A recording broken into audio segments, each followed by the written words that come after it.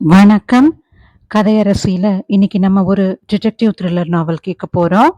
Subscribe பண்ணி கண்டிப்பா இந்த சேனலுக்கு சப்போர்ட் பண்ணுங்க. இப்போ நம்ம கதைக்குள்ள போயிடலாம். அத்தியாயம் 1. திங்கட்கிழமை காலை 6:05 மணி. சென்னையின் தெற்கு பகுதியில் இருந்த அமைதியான ஒரு குடியிருப்பு. விடியல் முழுமையாக பிறக்கவில்லை. தெருவோர மரங்களின் இலைகள் காற்றில் மெதுவாக அசைந்தன. பால்காரரின் சைக்கிள் மணி, தொலைவில் கேட்ட கோவில் மணி, வாசல்களை தெளிக்கும் பெண்களின் பேச்சு சத்தம். ஒரு சாதாரண நாளின் ஆரம்பம் அது. அந்த தெருவின் கடைசியில் இருந்த வெள்ளை நிற இருமாடி வீட்டின் வாசல் திறந்தது.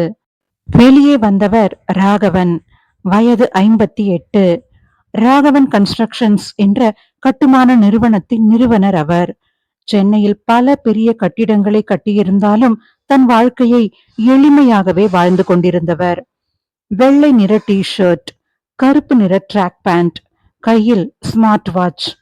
வாசலில் நின்று கொண்டிருந்த செக்யூரிட்டி கதவை திறந்து விட்டார். காலை வணக்கம் சார். ராகவன் புன்னகைத்தார். காலை வணக்கம் முருகன். ராத்திரி டியூட்டி ரொம்ப கஷ்டமா இருந்துச்சா? இல்ல சார். சரி, நீ வீட்டுக்கு போனதும் நல்லா தூங்கி ரெஸ்ட் எடு என்ன? சரி சார். அவர் தன் நடைப்பயிற்சிக்காக மெதுவாக தெருவில் இறங்கி நடந்தார். அதே நேரம் அந்த வீட்டின் முதல் மாடி ஜன்னல் திரையை விலக்கி வெளியே பார்த்தாள் கல்யாணி, ராகவனின் மனைவி. கணவர் நடைப்பயிற்சிக்கு சென்றதும் அவர் திரும்பி வருவதற்குள் காஃபி தயார் செய்வது அவளது வழக்கம். மல்லிகா என்று சமையலறையை நோக்கி அழைத்தாள். அம்மா என்று ஓடி வந்தாள் மல்லிகா. இந்த வீட்டில் 10 ஆண்டுகளாக வேலை பார்க்கும் சமையல்காரி. காஃபி டிகாஷன் ரெடியா? ரெடி ஆயிடுச்சுமா. பாலை காய்ச்சி வச்சிட்டியா? அப்பவே காய்ச்சிட்டேம்மா. சார் வந்ததும் நான் காஃபி கலந்து கொடுக்கணும். சரிம்மா. அதே நேரம் சென்னையின் மற்றொரு பகுதி. ஒரு பழைய ஆனால் அழகாக பராமரிக்கப்பட்ட வீடு.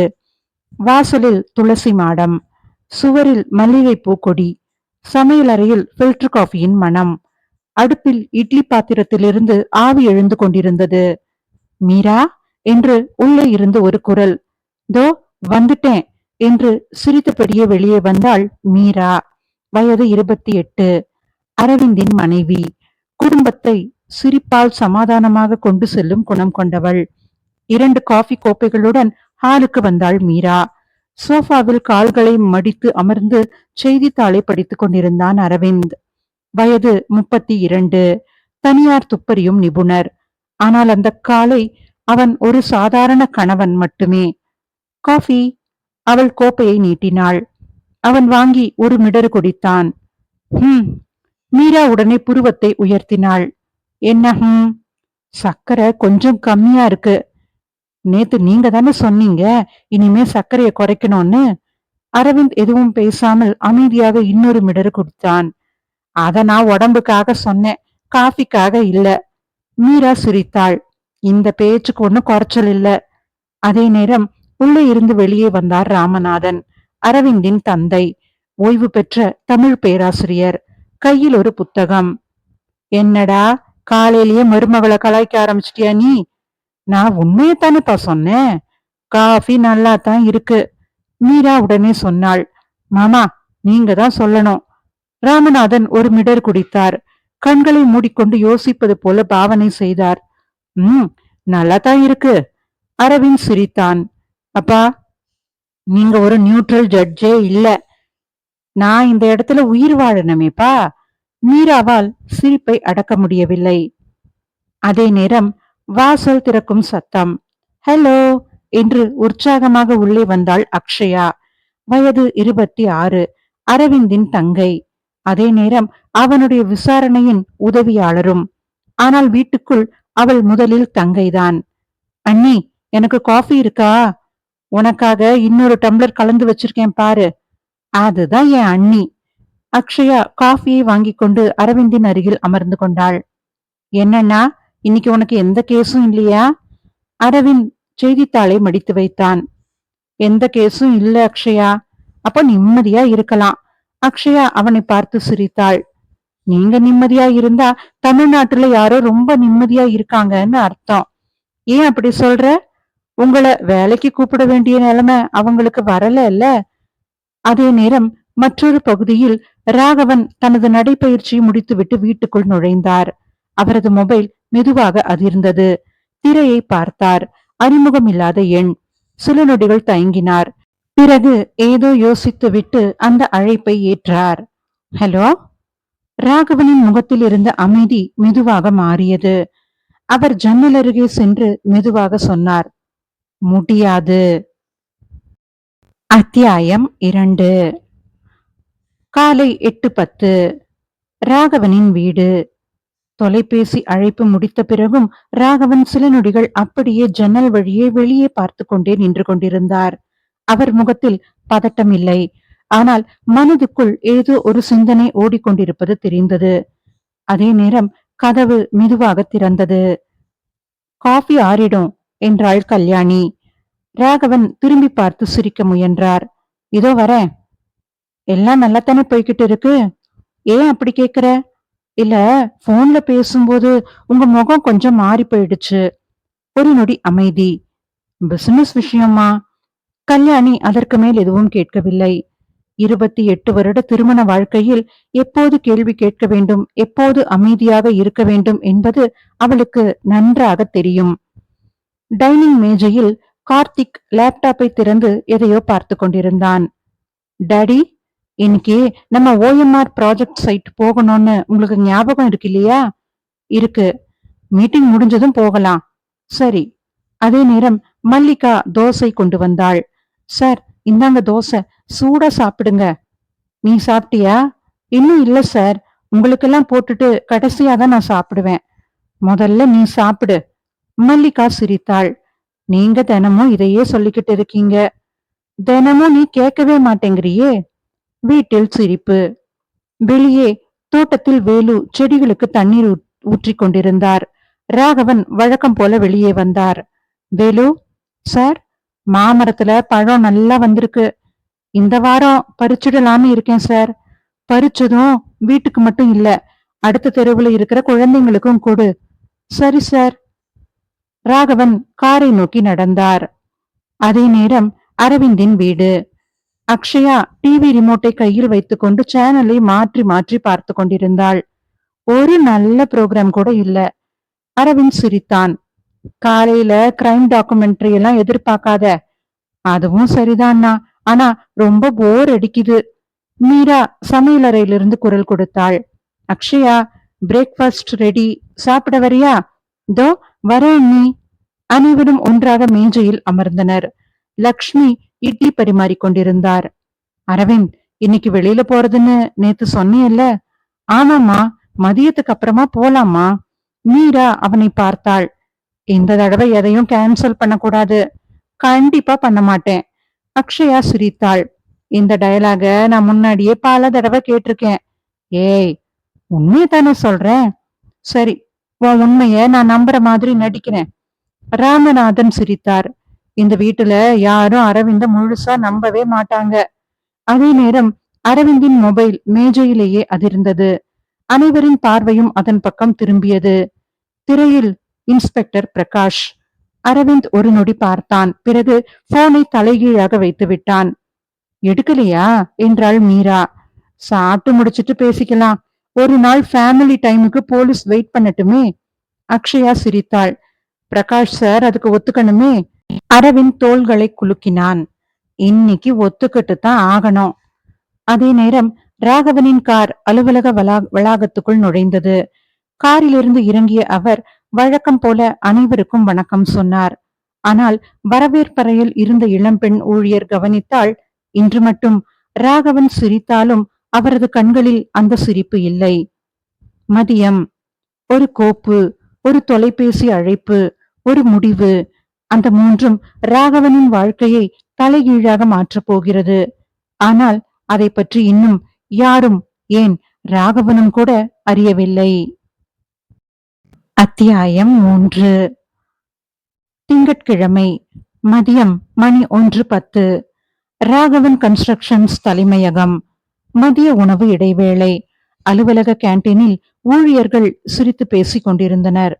ஆனால் ராகவனின் அறையில் மட்டும் அமைதி. அவர் முன் திறந்து கிடந்த கோப்பை மூடிவிட்டு நாற்காலியில் சாய்ந்து கொண்டு கண்களை மூடிக்கொண்டார். கதவு தட்டப்பட்டது. உள்ள வாங்க. கதவை திறந்து கொண்டு உள்ளே வந்தான் கார்த்திக். கையில் 2 டிஃபன் பாக்ஸ்கள். டாடி, நீங்க இன்னும் சாப்பிடலையா? ராகவன் கடிகாரத்தை பார்த்தார். அட, மணி 1 ஆயிடுச்சா? ஆமாப்பா, ஆயிடுச்சு. காலையில இருந்து வேலையில மூழ்கி போயிட்டீங்க நீங்க. கார்த்திக் ஒரு டிஃபன் பாக்ஸை அவரிடம் நீட்டினான். அம்மா அனுப்புனாங்க உங்களுக்காக. ராகவன் சிரித்தார். அவளுக்கு நான் சாப்பிடாம இருக்கேன்னு எப்படி தெரியும்? உங்களை விட அம்மாவுக்கு தான் உங்களை பத்தி நல்லா தெரியுமேப்பா. அந்த பதிலை கேட்டு ராகவன் சிரித்தார். இருவரும் ஒன்றாக அமர்ந்து சாப்பிட ஆரம்பித்தனர். டாடி, சொல்லு. நான் ஒரு விஷயத்தை யோசிச்சேன். என்ன?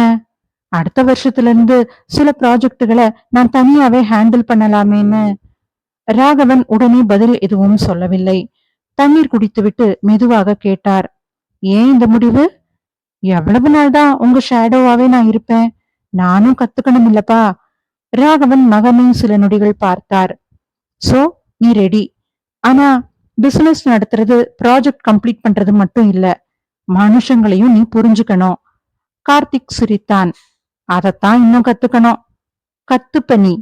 அதுக்கு நான் இருக்கேன். மாலை மணி 4:30. ராகவனின் அறை. மேஜையில் இருந்த இன்டர்காம் ஒலித்தது. சார், வரவேற்பாளர் பேசினாள். உங்களை பார்க்க யாரோ ஒருத்தர் வந்திருக்காரு. அப்பாயின்மெண்ட் இருக்கா? இல்ல சார், ஆனா நீங்க கண்டிப்பா பாப்பீங்கன்னு சொல்றாரு. ராகவன் ஒரு நொடி யோசித்தார். பேர் என்ன? அவள் சொன்ன பெயரை கேட்டதும் ராகவனின் விரல்கள் மேஜை மீது மெதுவாக நின்றுவிட்டன. மேஜையை இறுக்கமாக பிடித்துக் கொண்டார் அவர். சரி, அனுப்புங்க. 2 நிமிடங்களில் கதவு திறந்தது. ஒருவர் உள்ளே வந்தார். உட்காருங்க, ராகவன் மெதுவாக சொன்னார். அந்த நபர் அமரவில்லை. நான் அதிக டைம் எடுத்துக்க மாட்டேன். எனக்கும் நேரம் இல்ல. சில வினாடிகள் அமைதி. நான் கேட்டது இன்னும் எனக்கே கிடைக்கல. ராகவன் நிதானமாக நாற்காலியில் சாய்ந்து கொண்டார். அத பத்தி நான் ஏற்கனவே சொன்னனே. அது முடியாது. அப்படின்னா? அந்த நபர் ஒரு மெல்லிய சிரிப்பை போட்டார். நீங்க யோசிக்கிற நேரம் ரொம்ப குறைவு. ராகவன் பார்வை மாறியது. இது மிரட்டலா? இல்ல, நினைவூட்டல். அந்த நபர் திரும்பி வெளியேறினார். கதவு மெதுவாக மூடியது. ராகவன் எழுந்து ஜன்னல் அருகே சென்றார். கீழே நூற்றுக்கணக்கான மக்கள் தங்கள் வேலையில் பிஸியாக இருந்தனர். ஆனால் அவர் மனதில் அந்த ஒரு வாக்கியம் மட்டும் மீண்டும் மீண்டும் ஒலித்துக் கொண்டே இருந்தது. உங்களுக்கு நேரம் ரொம்ப குறைவு. அதே நேரம் அரவிந்த் வீடு. ஹாலில் டீ கப்புடன் அமர்ந்து கொண்டிருந்தான் அரவிந்த். அக்ஷயா எதிரே ஒரு சுடோக்கு புத்தகத்தை வைத்துக்கொண்டு போராடி கொண்டிருந்தாள். அண்ணா, இந்த 7 எங்க வரணும்?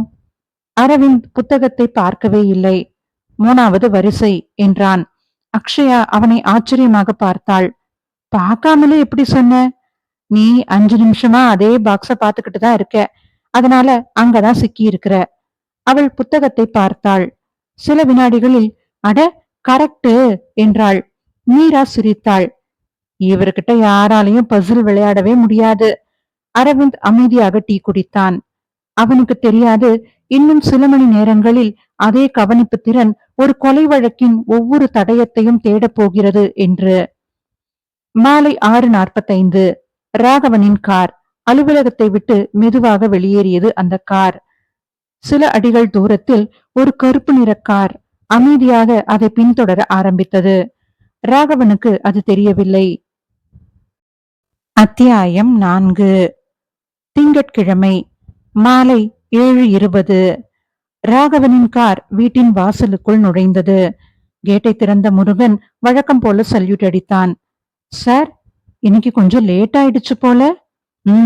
ஆபீஸ்ல வேலை அதிகம். சரி சார். ராகவன் காரில் இருந்து இறங்கினார். வீட்டின் வாசலில் கல்யாணி நின்று கொண்டிருந்தாள். வந்துட்டீங்களா? காஃபி வேணுமா? இல்ல, வேண்டாம். நேரா நான் போய் கொஞ்சம் ஃப்ரெஷ் ஆயிட்டு வரேன். அவள் முகத்தை பார்த்தாள். உடம்பு சரியில்லையாங்க? இல்ல, டயர்டு தான். சாப்பிட்டா எல்லாம் சரியாயிடுங்க. அவர் சிரிக்க முயன்றார். அத நானும் நம்பிக்கிட்டுதாம்மா இருக்கேன். முதல் மாடியில் இருந்த அறைக்குள் சென்று சட்டையை மாற்றிக்கொண்டு பால்கனியில் நின்றார். சாலை விளக்குகள் ஒன்றன் பின் ஒன்றாக எரிய ஆரம்பித்திருந்தன. கீழே வேலு குழாயை சுருட்டி கொண்டிருந்தான். முருகன் கேட்டை மூடிக்கொண்டிருந்தான். எல்லாமே தினமும் நடப்பது போல சாதாரணமாக நடந்து கொண்டிருந்தது. அவரது மொபைல் மீண்டும் அதிர்ந்தது. அதே அறிமுகமில்லாத எண். சில வினாடிகள் பார்த்தார். பிறகு அழைப்பை ஏற்றார். சொல்லுங்க. ஆனால் இந்த முறை ராகவன் அமைதியாக இல்லை. நான் சொன்னேன்ல, அந்த விஷயத்துக்கு நான் ஒத்துக்கவே மாட்டேன். பணம் எல்லாத்தையும் விலைக்கு வாங்க முடியாது. அவர் கோபமாக அழைப்பை துண்டித்தார். சில நொடிகள் அந்த கோபத்துடன் அப்படியே நின்றார். பிறகு மொபைலை பாக்கெட்டில் வைத்துவிட்டு கீழே இறங்கினார். Dining hall. கல்யாணி இரவு உணவை மேஜையில் அடுக்கிக் கொண்டிருந்தாள். கார்த்திக் இன்னும் வரல. எங்க டிராபிக்ல மாட்டிருக்கானா? சரிங்க. மல்லிகா சப்பாத்தியை எடுத்து வந்தாள். சார், சூடா இருக்கு சார், சாப்பிடுங்க. நீ சாப்பிட்டியா? இன்னும் இல்ல சார். எல்லாரும் சேர்ந்து சாப்பிடலாம் வா. அது ராகவனின் பழக்கம். வீட்டில் வேலை செய்பவர்களை வேலைக்காரர்களாக அல்ல, வீட்டாராக நடத்துபவர். அதே நேரம் அரவிந்தின் வீடு. மீரா, 8 மணிக்கு படம் ஆரம்பிக்குதாமே? ஆமா, நான் டிக்கெட் புக் பண்ணிட்டேன். அக்ஷயா உடனே சிரித்தாள். அண்ணா, உண்மையாவே வா. இந்த தடவை கேன்சல் இல்ல. இன்ஸ்பெக்டர் பிரகாஷ் கால் பண்ணட்டும், அத நான் நாளைக்கு பேசிக்கிறேன். ராமநாதன் சிரித்தார். இத கேலண்டர்ல குறிச்சு வையி, வரலாற்று நாள். அனைவரும் சிரித்தனர். அந்த சிரிப்புக்கு நடுவில் அரவிந்தின் மொபைல் மேஜையில் அமைதியாக இருந்தது. எந்த அழைப்பும் இல்லை, எந்த செய்தியும் இல்லை. இரவு 8:10. ராகவனின் வீடு. கார்த்திக் வீட்டுக்கு வந்தான். சாரி டாடி, ரோடு ஃபுல்லா டிராபிக். பரவாயில்லப்பா, வா சாப்பிடலாம். நால்வரும் மேஜையில் அமர்ந்தனர். சாப்பிட்டு கொண்டே பேசினார்கள். கல்யாணி தன் தங்கையின் வீட்டிற்கு அடுத்த வாரம் செல்ல வேண்டும் என்றாள். கார்த்திக் புதிய ப்ராஜெக்ட் பற்றி பேசினான். ராகவன் இவை அனைத்தையும் கேட்டுக்கொண்டே இருந்தார். ஆனால் அவர் சாப்பிடுவது வழக்கத்தை விட மிகவும் குறைவாக இருந்தது. அதை கவனித்த கல்யாணி மெதுவாக கேட்டாள். ஏங்க, உண்மையிலேயே உங்களுக்கு உடம்பு சரியில்லையா? இல்ல இல்ல, கொஞ்சம் வேலை டென்ஷன். அதற்கு மேல் யாரும் எதுவும் அவரை கேட்கவில்லை. இரவு 9:05. உணவு முடிந்தது. ராகவன் ஹாலில் இருந்த சோஃபாவில் சில நிமிடங்கள் அமர்ந்தார். பிறகு கார்த்திக்கை பார்த்தார். நாளைக்கு காலையில சீக்கிரமா கிளம்பணும். சரி டாட், நீயும் சீக்கிரமா தூங்கிடு. Okay dot. அவர் மெதுவாக மாடி அறைக்கு சென்றார். கல்யாணி பின்னால் பார்த்து கொண்டே இருந்தாள். ஏனோ இன்று மட்டும் அவர் வழக்கத்தை விட மிகவும் அமைதியாக இருப்பது அவளுக்கு வித்தியாசமாக தோன்றியது. இரவு மணி 9:30. ராகவனின் அறை. அவர் மேஜை டிராயரை திறந்தார். அதிலிருந்த அந்த பழுப்பு நிற டைரியை எடுத்தார். ஒரு பக்கத்தை திறந்து நீண்ட நேரம் பார்த்தார். பிறகு எழுதினார். நாளைக்குள்ள இந்த விஷயத்த கண்டிப்பா முடிக்கணும். அவர் பேனாவை மூடினார். அதே நேரம் அறை கதவுக்கு வெளியே மிக மெதுவாக யாரோ ஒருவரின் காலடி சத்தம் கேட்டது. ராகவன் தலை நிமிர்ந்து கதவை பார்த்தார். யாரு? பதில் இல்லை. அவர் எழுந்து கதவை நோக்கி நடந்தார். அத்தியாயம் 5. ராகவன் கதவருகே வந்து நின்றார். மீண்டும் யார் வெளியில என்று கேட்டார். அமைதி. அவர் மெதுவாக கதவை திறந்தார். வெளியே யாருமில்லை. மாடி வழித்தடத்தில் மங்கலான விளக்கு மட்டும் எரிந்து கொண்டிருந்தது. தூரத்தில் இருந்த ஜன்னல் வழியாக காற்று உள்ளே வந்தது. அவர் ஒருமுறை வலப்புறமும் ஒருமுறை இடப்புறமும் பார்த்தார். யாருமில்லை. பிரம்மதான் போல இருக்கு என்று தனக்குத்தானே சொல்லிக் கொண்டு கதவை மூடினார். கீழே சமையல் அறையில் பாத்திரங்களை கழுவி கொண்டிருந்தாள் மல்லிகா. வேலு வீட்டின் பின்புற குழாயை மூடிவிட்டு கிளம்ப தயாரானான். முருகன் கேட் அருகே அமர்ந்து வருகை பதிவேட்டை எழுதி கொண்டிருந்தான். ஒவ்வொருவரும் தங்கள் வேலையில் இருந்தனர். இரவு 9:45. அரவிந்தின் வீடு. படம் நல்லா இருக்கா என்று கேட்டார் ராமநாதன். பாதி நல்லா இருக்கு என்று அக்ஷயா உடனே பதில் சொன்னாள். இன்னும் இன்டர்வல் கூட வரல. மீரா சிரித்தாள். இவளுக்கு 5 நிமிஷத்துல எல்லா கதையும் தெரிஞ்சிடணும். அரவிந்த் டீ குடித்து கொண்டே, அது அவளோட ப்ரொஃபஷன் எஃபெக்ட், எல்லாத்திலையும் க்ளூ தேடுவா என்றான். அண்ணா, நீங்க மட்டும்? நான் க்ளூ கிடைச்சா மட்டும்தான் தேடுவேன். அதே நேரம் மீராவின் மொபைல் ஒலித்தது. அவள் தோழி அழைத்திருந்தாள். நான் போய் பேசிட்டு வரேன் என்று சொல்லிவிட்டு வெளியே சென்றாள். அதே நேரம் ராகவனின் அறை. அவர் மேஜையில் இருந்த டைரியை மீண்டும் டிராயருக்குள் வைத்தார். டிராயரை பூட்டினார். சாவியை எடுத்து தனது சட்டை பாக்கெட்டில் வைத்துக் கொண்டார்.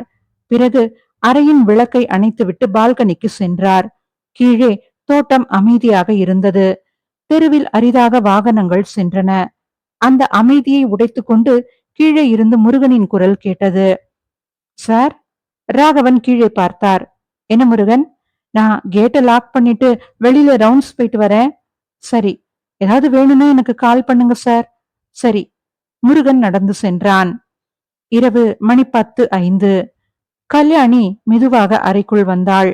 இன்னும் தூங்கலையா நீங்க? கொஞ்சம் வேலை, நாளைக்கு பண்ணிக்கலாம்.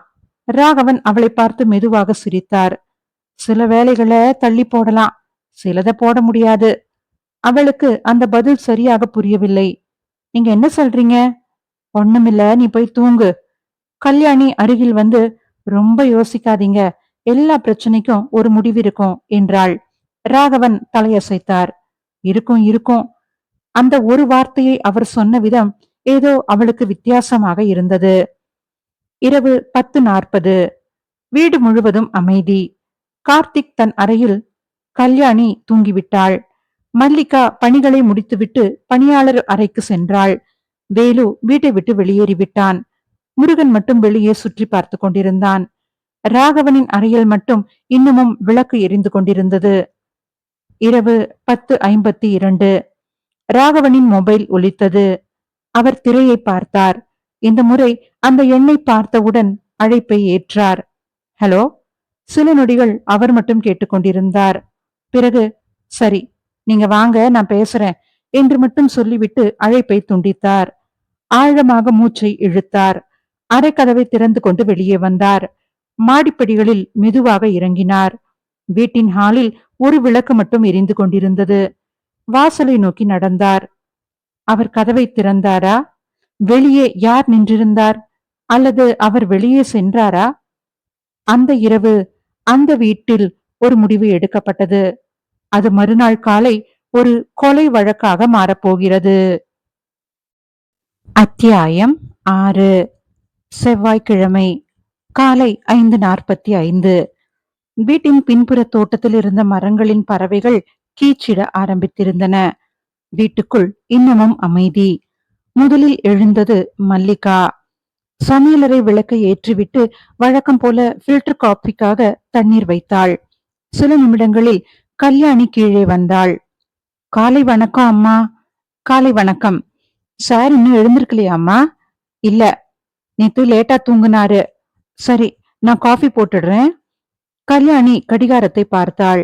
ராகவன் வழக்கமாக 5:30 மணிக்கே எழுந்திருப்பார். இன்று மட்டும் அறைக்கதவு இன்னமும் திறக்கப்படவில்லை.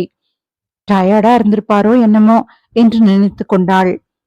காலை 6:10. கார்த்திக் ஜாகிங் உடையுடன் கீழே வந்தான். குட் மார்னிங் மா. Good morning. டாட் கிளம்பிட்டாரா? இல்லப்பா, இன்னும் தூங்கிக்கிட்டு இருக்காரு. கார்த்திக் சிரித்தான். ஆச்சரியம்தான். நான் போய் எழுப்பட்டா? வேணா, அவரு கொஞ்சம் தூங்கட்டும். சரி. அவன் வெளியே நடைபயிற்சிக்கு சென்றான். காலை 6:35. கல்யாணி 2 காஃபி கோப்பைகளை எடுத்துக்கொண்டு மாடிக்கு சென்றாள். ராகவன் என்று மெதுவாக கதவை தட்டினாள். பதில் இல்லை. மீண்டும் ராகவன். அமைதி. அவள் மெதுவாக கைப்பிடியை திருப்பினாள். கதவு திறந்து கொண்டது. அறைக்குள் விளக்கெரிந்து கொண்டிருந்தது. படுக்கை சீராக இருந்தது. காஃபி கோப்பைகளை மேஜையில் வைத்துவிட்டு சுற்றி பார்த்தாள். பால்கனி கதவு திறந்திருந்தது. ராகவன். அவள் பால்கனிக்கு சென்றாள். அங்கு யாருமே இல்லை. குளியலறை, யாரும் இல்லை. அவளது முகத்தில் சிறிய குழப்பம் ஆரம்பித்தது. இவ்வளவு காலையிலேயே எங்க போயிருப்பாரு? அதே நேரம் வீட்டின் முன்புறத்தில் முருகன் கேட்டை திறந்து கொண்டிருந்தான். கார்த்திக் ஜாகிங்கை முடித்துவிட்டு உள்ளே வந்தான். முருகா, டாட் வெளில போனத நீ பாத்தியா? முருகன் யோசித்தான். இல்லையே தம்பி, நேத்து ராத்திரி 10 மணிக்கு அப்புறம் யாரும் வெளியிலேயே வரல. கார்த்திக்கின் புருவம் சுருங்கியது. அவன் வேகமாக வீட்டுக்குள் ஓடினான். அம்மா, ஏய், அவரு ரூம்ல இல்லடா. என்ன? படுக்கையே பயன்படுத்தலடா, அதனாலதான் உனக்கு போன் பண்ணனேன். கல்யாணியின் முகம் வெளிரி போயிருந்தது. முருகன், அவள் உரக்க கூப்பிட்டாள். அனைவரும் ஹாலில் ஒன்று கூடினார்கள். மல்லிகா, வேலு, முருகன் ஒவ்வொருவரும் ஒரே பதில். சேர காலையிலிருந்து பார்க்கவே இல்ல. கார்த்திக் உடனே தந்தையின் மொபைலுக்கு அழைத்தான். 3வது ரிங்கில் அழைப்பு துண்டிக்கப்பட்டது. கட் பண்ணிட்டாங்க. அவன் மெதுவாக சொன்னான். மீண்டும் அழைத்தான். இந்த முறை மொபைல் சுவிட்ச் ஆஃப். ஹாலில் அமைதி. எல்லாரும் போய் வீடு முழுக்க தேடுங்க என்றான் கார்த்திக். அனைவரும் வெவ்வேறு திசைகளில் ஓடினர். 10 நிமிடங்கள். ஒரு சத்தமும் இல்லை. பிறகு வீட்டின் பின்புறத்திலிருந்து வேலுவின் குரல். அது சாதாரண குரல் இல்லை, பயமும் அதிர்ச்சியும் கலந்த அலறல். தம்பி, சீக்கிரமா வாங்க. கார்த்திக் ஓடினான். கல்யாணி பின்னாலேயே ஓடினாள். முருகன் கேட்டை விட்டுவிட்டு பின்புறம் ஓடினான். அங்கே வேலு நடுங்கிக் கொண்டே நின்று கொண்டிருந்தான். அவன் கை தோட்டத்தின் ஒரு மூலையை நோக்கி நீண்டிருந்தது. அனைவரின் பார்வையும் அங்கேயே திரும்பியது. கார்த்திக்கின் முகம் உறைந்து போனது. டேட், அவன் வாயிலிருந்து அந்த ஒரு வார்த்தை மட்டுமே வந்தது. கல்யாணி அடுத்த நொடியே கதறி அழ ஆரம்பித்தாள். மரத்தின் நிழலில் ஒரு மனிதன் அசைவின்றி கிடப்பது மட்டும் தெரிந்தது. தூரத்தில் ஒரு நாய் தொடர்ந்து குரைத்துக் கொண்டே இருந்தது. அந்த அமைதியான வீடு சில நொடிகளில் அழுகை சத்தத்தால் நிரம்பியது. அத்தியாயம் 7. செவ்வாய்க்கிழமை காலை 7:05 மணி. ராகவனின் வீட்டிற்கு வெளியே மக்கள் மெதுவாக கூட ஆரம்பித்திருந்தனர். என்ன ஆச்சு? யாரோ இறந்து போயிட்டாங்களாம். இந்த வீட்டுக்காரங்களா? ஆமா, வீட்டு ஓனராம். ஒவ்வொருவரும் ஒவ்வொரு விதமாக பேசிக் கொண்டிருந்தனர். முருகன் கேட்டை மூடியபடியே நின்றிருந்தான். தயவு செஞ்சு யாரும் உள்ள வராதீங்க என்று மீண்டும் மீண்டும் சொல்லிக் கொண்டிருந்தான். சில நிமிடங்களில் ஆம்புலன்ஸ் வந்து நின்றது. அதன் பின்னால் ஒரு போலீஸ் ஜீப். ஜீப்பிலிருந்து இறங்கினார் ஆய்வாளர் பிரகாஷ். வயது 40. அமைதியாக பேசுபவர். அனுபவம் மிக்க போலீஸ் அதிகாரி. அரவிந்தின் நெருங்கிய நண்பர். ஆனால் ஒரு வழக்கு என்று வந்துவிட்டால் முதலில் போலீஸ் அதிகாரிதான். நண்பர் எல்லாம் இல்லை. யாரும் உள்ள வரக்கூடாது என்று கடுமையாக காவலர்களிடம் கூறினார். பிறகு கார்த்திகை நோக்கி நடந்தார். நீங்க? நான் கார்த்திக். இவரு என்னோட அப்பா. அவனது குரல் உடைந்தது. பிரகாஷ் அவன் தோளில் கை வைத்தார். தைரியமா இருங்க, நாங்க பாத்துக்கிறோம். பிரகாஷ் மெதுவாக தோட்டத்தை நோக்கி நடந்தார். அங்கு ராகவன் அசைவின்றி கிடந்தார். அவரது முகத்தில் பயம் இல்லை. சண்டை நடந்ததற்கான எந்த அடையாளமும் தெரியவில்லை. பிரகாஷ் குனிந்து சுற்றுப்புறத்தை கவனித்தார். புல்வெளி, சில காலடி தடங்கள், கவிழ்ந்திருந்த ஒரு தோட்ட நாற்காலி, அருகில் உடைந்திருந்த காஃபி கோப்பை. அவர் எதையுமே தொடவில்லை. போட்டோகிராஃப்ஸ் என்றார். போலீஸ் புகைப்பட கலைஞர் ஒவ்வொரு கோணத்திலும் படம் எடுத்துக்கொண்டார். சில நிமிடங்களில் தடயவியல் குழுவும் வந்தது. கையுறைகள், சான்று பைகள், அமைதியான வேலை. ஒரு அதிகாரி ராகவனின் கையை மெதுவாக பார்த்தார். மற்றொருவர் தரையில் இருந்த சிறிய பொருளை கவனித்தார். சார், இங்க ஒரு பட்டன் இருக்கு. பிரகாஷ் அருகே வந்தார். சாதாரண சட்டை பட்டன். ஆனால் அது ராகவன் அணிந்திருந்த சட்டையிலிருந்து கழன்றது போல தெரியவில்லை. பேக்ல போடுங்க என்று மட்டும் சொன்னார். வீட்டுக்குள் கல்யாணி தொடர்ந்து அழுது கொண்டிருந்தாள். மல்லிகா அருகில் அமர்ந்து தண்ணீர் கொடுத்தாள். கார்த்திக் மட்டும் அமைதியாக இருந்தான். அமைதியாக இருந்தாலும் அவன் மனம் முழுவதும் நிறைய கேள்விகள். பிரகாஷ் உள்ளே வந்தார். மிஸ்டர் கார்த்திக், உங்ககிட்ட நான் கொஞ்சம் பேசணும். உங்க அப்பாவை கடைசியா எப்ப பாத்தீங்க நீங்க? நேத்து ராத்திரி 9 மணிக்கு. அதுக்கப்புறம் அவரு மேல ரூமுக்கு போனாரு. காலையில ரூம்ல இல்ல. உங்களுக்கு எதிரிகள் யாராவது? கார்த்திக் சிறிது நேரம் யோசித்தான். பிசினஸ்ல போட்டி இருக்கலாம், ஆனா எங்க அப்பா வீட்டுல பிசினஸ் பத்தி பேசவே மாட்டாரு. பிரகாஷ் இதையும் எழுதி கொண்டார். அவர் முகத்தில் எந்த உணர்ச்சியும் இல்லை. அடுத்ததாக முருகனை அழைத்தார். நேத்து நைட் டியூட்டி நீதானே? ஆமா சார். ராத்திரி யாராவது வந்தாங்களா? இல்ல சார். கேட்டு திறந்த சத்தம் ஏதாச்சும் கேட்டுச்சா? இல்ல சார். சாரு வெளியில போனத நீ பாத்தியா? பார்க்கல. பிரகாஷ் அவனை சில நொடிகள் அமைதியாக பார்த்தார். சரி, நீ போ. அவர் வெளியே வந்து மீண்டும் தோட்டத்தை பார்த்தார். அப்போது ஒரு தடயவியல் அதிகாரி அருகே வந்தார். சார், ஒரு விஷயம். சொல்லுங்க. முதல் பார்வைக்கு இது இயற்கை மரணம் மாதிரி தெரியல. பிரகாஷ் எதுவும் பேசாமல் கேட்டுக்கொண்டிருந்தார். போஸ்ட்மார்ட்டம் ரிப்போர்ட் வந்ததுக்கு பிறகுதான் உறுதியா சொல்ல முடியும். ஆனா எனக்கும் அதே சந்தேகம்தான். அவர் இன்னொரு முறை ராகவனின் உடலை பார்த்தார். மெதுவாக தன் மொபைலை எடுத்தார். ஒரு எண்ணை தேர்ந்தெடுத்தார். சில வினாடிகளில் அழைப்பு இணைந்தது. அரவிந்த், ஒரு கேஸ் இருக்கு, நீ வந்தா நல்லா இருக்கும். அந்த அழைப்பின் மறுபுறம் அரவிந்த் இன்னமும் எதையும் அறியாமல் இருந்தான். அத்தியாயம் 8. காலை 8:10. அரவிந்தின் வீடு. ஹாலில் செய்தித்தாளை புரட்டி கொண்டிருந்தார் ராமநாதன். லக்ஷ்மி சமையலறையில் காலை உணவை முடித்துக் கொண்டிருந்தார். மீரா துளசி மாடத்துக்கு தண்ணீர் ஊற்றிவிட்டு உள்ளே வந்தாள். அக்ஷயா மட்டும் சோஃபாவில் அமர்ந்து ஒரு குற்றவியல் புத்தகத்தை படித்துக் கொண்டிருந்தாள். அப்போது அரவிந்தின் மொபைல் ஒலித்தது. திரையில் இன்ஸ்பெக்டர் பிரகாஷ். அவன் உடனே அழைப்பை ஏற்றான். சொல்லுங்க பிரகாஷ். மறுமுனையில் பிரகாஷின் குரல் உற்சாகமின்றி இருந்தது. பிஸியா இருக்கியா? இல்ல, ஒரு வீட்டுல மரணம், சந்தேக கேஸ். அரவிந்த் அமைதியாக கேட்டுக்கொண்டிருந்தான். போஸ்ட்மார்ட்டம் இன்னும் ரிப்போர்ட் தரல. ஆனா இது சாதாரண மரணம் இல்லைன்னு தோணுது. யாரு இறந்து போனது? ராகவன். ராகவன் கன்ஸ்ட்ரக்ஷன்ஸ். அரவிந்த் சில நொடிகள் யோசித்தான். பத்திரிகையில நிறைய தடவை படிச்சிருக்கேன். ஆமா, அவரேதான். நீ வர முடியுமா? இன்னும் அரை மணி நேரத்துல நான் அங்க இருப்பேன். சரி. அழைப்பு முடிந்தது. அக்ஷயா புத்தகத்தை மூடினாள். கேசா? எங்க? அரவிந்த் சுருக்கமாக விவரங்களை சொன்னான். அவள் உடனே எழுந்தாள். நானும் ரெடி. மீரா இருவரையும் பார்த்தாள். பிரேக்ஃபாஸ்ட் சாப்பிட்டுட்டு போங்களேன். அங்க போய் எப்போ சாப்பிட முடியும்னு தெரியாது இல்லையா? இதுதான் எங்க வீட்டுல சீஃப் ஆர்டர் என்று சொல்லிவிட்டு அரவிந்த் சிரித்தான். அதை யாராலையும் மீற முடியாது. கேஸை விட அண்ணிதான் டேஞ்சரஸ். மீரா கண்களை உருட்டினாள். போதும் போதும் கலாய்ச்சது, வந்து உட்காருங்க. 20 நிமிடங்கள். கார் வீட்டை விட்டு கிளம்பியது. காரை அரவிந்த் ஓட்டிக் கொண்டிருந்தான். அக்ஷயா அருகில் உட்கார்ந்திருந்தாள். சில நிமிடங்கள் இருவரும் அமைதியாக இருந்தனர். திடீரென்று அக்ஷயா கேட்டாள், உனக்கு என்ன தோணுது? எதை பத்தி? இந்த கேஸ பத்தி தான். அரவிந்த் சாலையிலிருந்து பார்வையை மாற்றவில்லை. இப்ப எதுவும் சொல்ல முடியாது. ஏன்? கேள்வி மட்டும்தான் இப்ப இருக்கு, பதில் இல்லவே இல்லையே. அதுதானே உன்னுடைய ரூல்.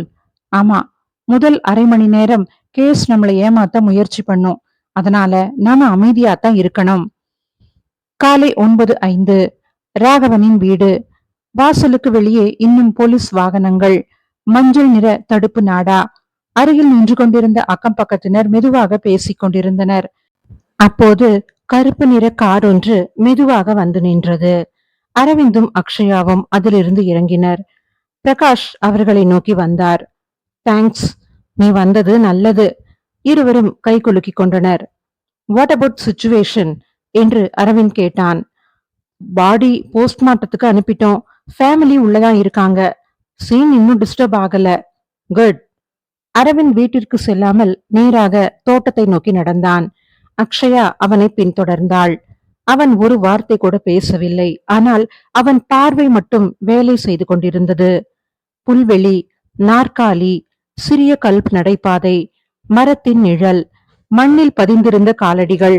அவன் மெதுவாக குனிந்தான். மண்ணை தொடவில்லை. அருகில் இருந்து மட்டும் பார்த்தான். நன்றாக உற்று பார்த்தான். பிறகு தலை நிமிர்ந்து பிரகாஷிடம் கேட்டான், இது யாரோட ஷூ பிரிண்ட்? இன்னும் மேட்ச் பண்ணல என்றார் பிரகாஷ். அவன் இன்னும் 2 அடிகள் நடந்தான். அப்போது அவனது பார்வை ஒரு இடத்தில் நின்றது. தோட்டச் செடியின் கீழ் மிகச் சிறிய வெள்ளி நிற ஒளி. அவனது பார்வை கூர்மையானது. பிரகாஷ், அத பாருங்க. அதை இன்னும் யாரும் தொடலையா? பிரகாஷ் திரும்பி பார்த்தார். எத? அரவிந்த் விரலை சுட்டி காட்டினான். தடயவியல் அதிகாரி உடனே வந்து கையுறையுடன் அதை எடுத்தார். அது ஒரு சிறிய சாவி. யாருடைய சாவி? வீட்டு சாவியா, கார் சாவியா, அல்லது வேறு என்ன சாவி? யாருக்கும் தெரியவில்லை. ஆனால் அரவிந்த் அந்த சாவியை பார்த்து கொண்டே மெதுவாக சொன்னான், ஒரு கொலகாரன் தன்னோட தடயத்தை மறைக்கலாம். ஆனா அவசரத்துல ஏதாவது ஒன்ன விட்டுட்டு தான் போவான். அக்ஷயா அமைதியாக அவனை நிமிர்ந்து பார்த்தாள். அவளுக்கு தெரியும், உண்மையான விசாரணை இப்போதுதான் ஆரம்பமாகிறது. அத்தியாயம் 9. காலை 9:40. தோட்டத்தில் இருந்த தடயங்களை தடயவியல் குழுவினர் பதிவு செய்து கொண்டிருந்தனர். அரவிந்த் யாரிடமும் பேசவில்லை.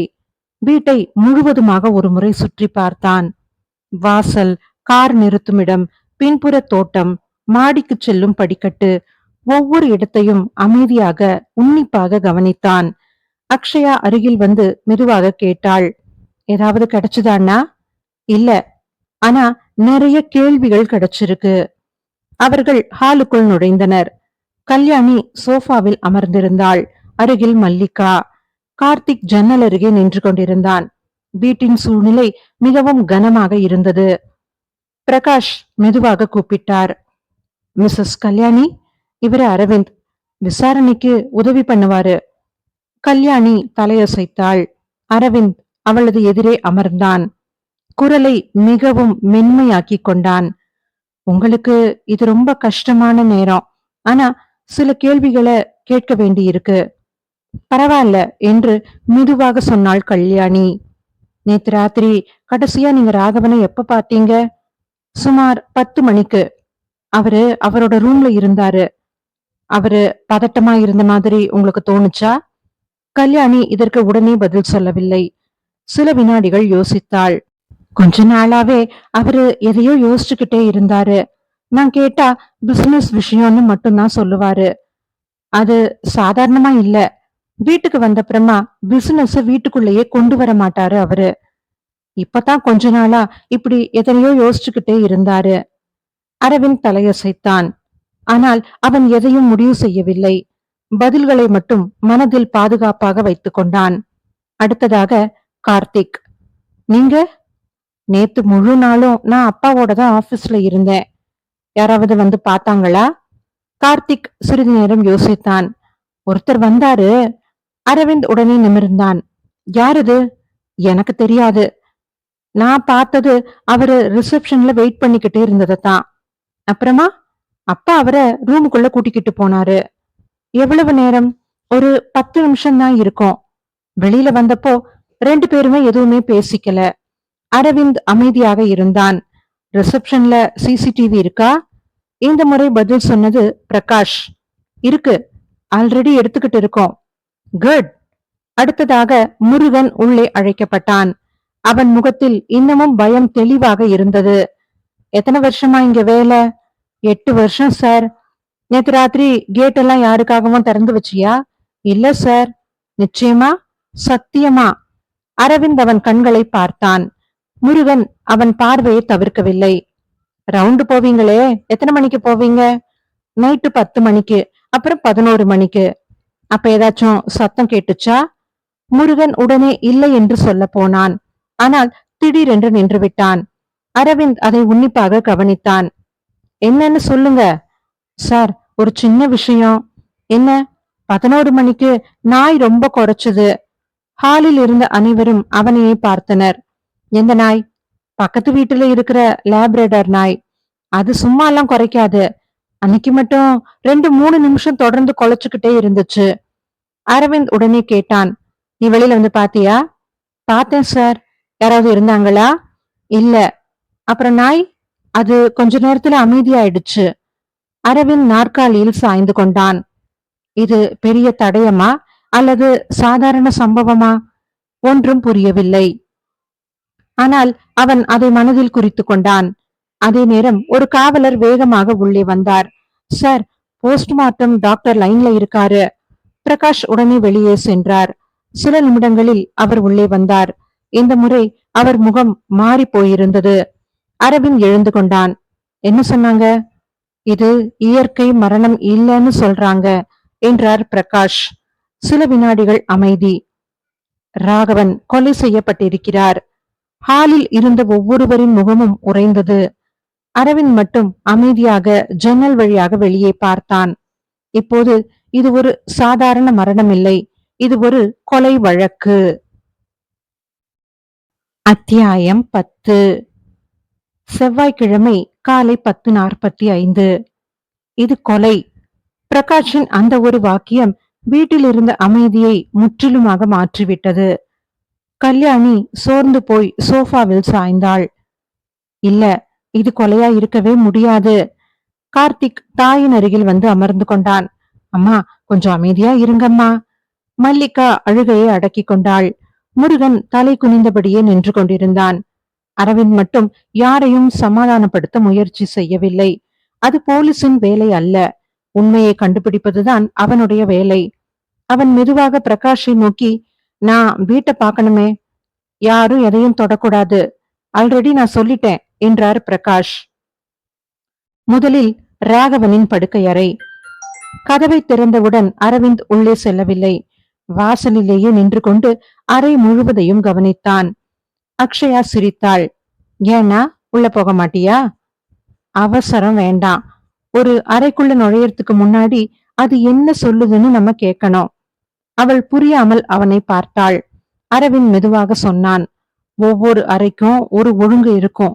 அந்த ஒழுங்கு மாறி இருக்கா இல்லையாங்கிறதான் முதல்ல நம்ம பார்க்கணும். சில வினாடிகள் கழித்து அவன் உள்ளே சென்றான். படுக்கை அழகாக விரிக்கப்பட்டிருந்தது. மேஜை சுத்தமாக இருந்தது. புத்தகங்கள் வரிசையாக அடுக்கி வைக்கப்பட்டிருந்தன. சுவரில் குடும்ப புகைப்படம். எல்லாமே ஒழுங்காக இருந்தது. அவன் மேஜைக்கு அருகே சென்றான். அங்கே இருந்த கண்ணாடி டம்ளரை பார்த்தான். அதில் பாதி தண்ணீர் இருந்தது. இது நேத்திக்கு எடுத்து வச்ச தண்ணியா என்று கேட்டான். கல்யாணி யோசித்து பார்த்தாள். ஆமா, ராத்திரி தூங்குறதுக்கு முன்னாடி அவர் தண்ணி குடிப்பாரு. அரவிந்த் தலையசைத்தான். ஆனால் அந்த டம்ளரை தொடவில்லை. மேஜை டிராயர் பூட்டப்பட்டிருந்தது. சாவி என்று கேட்டான். கல்யாணி பதில் சொல்லாமல் யோசித்தாள். பிறகு எப்பவும் அவர்கிட்ட தான் இருக்கும் என்றாள். பிரகாஷ் உடனே எதையோ நினைத்து கொண்டவர் போல, தோட்டத்துல கிடைச்ச அந்த சின்ன சாவி, அதை எவிடன்ஸ் பேக்கில் இருந்து எடுத்து காட்டினார். கல்யாணி ஒரு பார்வை பார்த்தவுடன் சொன்னாள், இது இது அந்த டிராயர் சாவிதான். அக்ஷயா பிரகாஷை பார்த்தாள். தோட்டத்துக்கு எப்படி போச்சு? அந்த கேள்விக்கு யாரிடமும் பதில் இல்லை. பிரகாஷ் கையுறையுடன் சாவியை பயன்படுத்தி டிராயரை திறந்தார். அதற்குள் சில கோப்புகள், ஒரு காசோலை புத்தகம், பழைய புகைப்படங்கள், அவற்றுக்கு நடுவில் பழுப்பு நிற தோல் டைரி. அரவிந்த் அதை எடுத்தான். முதல் பக்கத்தில் தனிப்பட்ட குறிப்புகள் என்று எழுதப்பட்டிருந்தது. அவன் பக்கங்களை மெதுவாக புரட்டினான். பெரும்பாலும் தினசரி குறிப்புகள், சில சந்திப்புகள், சில எண்ணங்கள். எந்த பக்கத்திலும் எந்த பதட்டமும் இல்லை. ஆனால் கடைசி பக்கத்தில் மட்டும் ஒரே ஒரு வரி, நாளைக்குள் இந்த விஷயத்திற்கு கண்டிப்பாக முடிவு கட்டியே ஆக வேண்டும். அதற்கு கீழே எதுவும் இல்லை. அக்ஷயா மெதுவாக கேட்டாள், என்ன இது? அரவிந்த் டைரியை மூடினான். அதத்தான் நாம கண்டுபிடிக்கணும். அதே நேரம் ஒரு காவலர் வேகமாக உள்ளே வந்தார். சார், ஆபீஸ் சிசிடிவி ஃபுட்டேஜ் வந்திருக்கு. பிரகாஷ் உடனே வாங்க பாப்போம் என்றார். அனைவரும் கீழே இறங்கினர். அரவிந்த் மட்டும் அறையை விட்டு வெளியே வருவதற்கு முன் ஒரு முறை திரும்பி பார்த்தான். அவன் பார்வை மேஜை மீதிருந்த பேனாவில் நின்றது. அதை எடுக்கவில்லை. ஆனால் அதை குறித்து கொண்டான் மனதுக்குள். வெளியே வந்தபோது அக்ஷயா கேட்டாள், என்ன நான் பார்த்த? இந்த வீட்டுல யாரோ ஒரு பொய் சொல்றாங்க. எப்படி அவ்வளவு உறுதியா சொல்ற? அவன் மெதுவாக நடந்தபடியே சொன்னான். வீடு பொய் சொல்லாது அக்ஷயா, மனுஷங்க தான் பொய் சொல்லுவாங்க. அக்ஷயா அவனை பார்த்து கொண்டே நடந்தாள். இப்போது அவளுக்கும் புரிய ஆரம்பித்தது, இந்த வழக்கு அவர்கள் நினைத்ததை விட மிக சிக்கலானது என்று. அத்தியாயம் 11. மதியம் 12:05. வீட்டின் ஹாலில் இருந்த சிறிய கூட்டறையில் ஒரு லேப்டாப் மேஜையின் மீது வைக்கப்பட்டிருந்தது. அதை சுற்றி அரவிந்த், அக்ஷயா, ஆய்வாளர் பிரகாஷ் மற்றும் சைபர் பிரிவு காவலர்கள். சார், ஆபீஸ் சிசிடிவி முழுசும் காப்பி எடுத்துட்டோம். நேத்து காலையில 8 மணியிலிருந்து ராத்திரி 7 மணி வரைக்கும். அரவிந்த் தலையசைத்தான். சரி, முதல்ல அந்த விசிட்டர் வந்த நேரத்தை மட்டும் நாம பாப்போம். வீடியோ ஓட ஆரம்பித்தது. ரிசப்ஷன். ஊழியர்கள், வாடிக்கையாளர்கள் அனைவரும் வழக்கம் போல அலுவலகத்தில் இயங்கிக் கொண்டிருந்தனர். மதியம் மணி 4:27. ஒரு ஆண் உள்ளே வந்தார். கேப், முகக்கவசம், சாதாரண முழுக்கை சட்டை. ரிசப்ஷனில் ஏதோ பேசினார். சில நிமிடங்களில் ராகவன் வெளியே வந்து அவரை உள்ளே அழைத்துச் சென்றார். அறைக்குள் என்ன நடந்தது என்பது சிசிடிவியில் இல்லை. 10 நிமிடங்கள் கழித்து அந்த நபர் வெளியே வந்தார். வேகமாக நடந்து வெளியேறவில்லை. அமைதியாக, சாதாரணமாகத்தான் சென்றார். வீடியோவை நிறுத்தச் சொன்னான் அரவிந்த். ஜூம் பண்ணுங்க. அந்த நபரின் முகத்தை பெரிதாக்க முயன்றனர். ஆனால் முகக்கவசமும் கேப்பும் காரணமாக எதுவுமே தெளிவாக தெரியவில்லை. அக்ஷயா ஏமாற்றமாக பெருமூச்சு விட்டாள். முகமே தெரியலையே. அரவிந்த் திரையை விட்டு பார்வையை எடுக்கவே இல்லை. முகம் தெரியல, ஆனா அவரை பத்தி நிறைய தெரியுமே. பிரகாஷ் திரும்பி பார்த்தார். என்ன தெரியும்? வீடியோவை 2 நிமிஷம் பின்னாடி போடுங்க. மீண்டும் ஓடவிட்டார்கள். அந்த நபர் ரிசப்ஷனுக்குள் நுழைந்தார். அரவிந்த் உடனே சொன்னான், ஸ்டாப் ஸ்டாப். திரையில் அந்த நபர் இடது கையால் கதவை தள்ளிக்கொண்டு உள்ளே வந்திருந்தார். மறுபடியும் பிளே பண்ணுங்க. 2 வினாடிகள். Stop stop. ரிசப்ஷன் பதிவேட்டில் அவர் இடது கையால் கையெழுத்திட்டார். அக்ஷயா புருவங்களை உயர்த்தினாள். Left hander. அரவிந்த் அமைதியாக சொன்னான். இடது கை பழக்கம் இருக்கவரு. இன்னும் கொஞ்சம் ஓட விடுங்க. வீடியோ தொடர்ந்தது. அந்த நபர் நாற்காலியில் அமர்ந்திருந்தார். வலது காலை பிடித்துக்கொண்டு மெதுவாக தேய்த்தார். அரவிந்த் மீண்டும் நிறுத்தச் சொன்னான். பாத்தியா? அக்ஷயா திரையை உற்று பார்த்தாள். எனக்கு ஒண்ணுமே தெரியலையே. மக்கு. அவரு நடக்கும்போது வலது கால் லேசா இழுக்குது. பிரகாஷும் கவனித்தார். உண்மைதான். அது ஒரு மிகச்சிறிய மாற்றம். ஆனால் சாதாரணமாக யாரும் கவனிக்க முடியாத அளவு. அக்ஷயா சிரித்தாள். இத மட்டும் வச்சுக்கிட்டு எப்படி கண்டுபிடிக்க போற? கொலை செய்ய வரவன் தன்னோட முகத்தை மறைக்க முடியும், ஆனா தன்னோட பழக்கத்தை மறைக்க முடியாது இல்லையா? ஒரு காவலர் வேகமாக உள்ளே வந்தார். சார், போஸ்ட்மார்ட்டம் முழு ரிப்போர்ட் வந்துருச்சு. பிரகாஷ் அந்த ஃபைலை வாங்கி படிக்க ஆரம்பித்தார். சில வரிகள் படித்தவுடன் அவர் முகம் மாறியது. என்னாச்சு என்றான் அரவிந்த். பிரகாஷ் எதுவும் சொல்லாமல் அந்த ஃபைலை அவனிடம் நீட்டினார். அதில் இறப்பு நேரம் இரவு 10:45 முதல் 11:15 மணிக்குள். அதற்கு கீழே கழுத்து அழுத்தப்பட்டதால் மூச்சு திணறி இறந்துள்ளார் என்று எழுதப்பட்டிருந்தது. சில நொடிகள் அந்த இடத்தில் ஒரு பலத்த அமைதி நிலவியது. இப்போது விஷயம் உறுதியாகிவிட்டது. இது திட்டமிடப்பட்ட கொலை. ஆனால் அடுத்த வரியை படித்த அரவிந்த் சில வினாடிகள் எதுவுமே பேசவில்லை. அக்ஷயா அவன் அருகே வந்து என்ன என்பது போல பார்த்தாள். அவன் மெதுவாக ஃபைலை மூடினான். பிரகாஷ், இந்த விஷயத்த இப்போதைக்கு குடும்பத்துக்கு சொல்ல வேண்டாம். ஏன்? அவன் மெதுவாக ஜன்னலை நோக்கி பார்த்தான். ஏன்னா கொலகார இன்னும் இந்த வீட்டுக்குள்ள கூட இருக்கலாம். அத்தியாயம் 12. மதியம் 1:15. கொலகார இந்த வீட்டுக்குள்ள கூட இருக்கலாம். அரவிந்தின் அந்த வார்த்தைகளை கேட்டதும் பிரகாஷ் அவனை சில வினாடிகள் அமைதியாக பார்த்தார். ஏன் அப்படி சொல்ற அரவிந்த்? அவன் போஸ்ட்மார்ட்டம் அறிக்கையை மூடி வைத்தான். இது ஒரு யூகம்தான். ஆனா இந்த யூகத்துக்கும் ஒரு காரணம் இருக்கு. என்ன காரணம்? ராகவன் இறந்த நேரம் இரவு 10:45 11:15 வரைக்கும். ஆமா, அந்த நேரத்துல வாசல் வழியா யாராவது வந்திருந்தா முருகன் பார்த்திருக்கணும். சுவரேறி குதிச்சு வந்திருக்கலாம் இல்லையா? வந்திருக்கலாம் தான். ஆனா அதுக்கான தடயங்கள் இல்லையே. பிரகாஷ் தலையசைத்தார். அவருக்கும் மனதில் அதே சந்தேகம். அக்ஷயா கேட்டாள், அப்போ வீட்டுல இருந்த யாராவது? இல்ல, நான் அப்படி சொல்லல.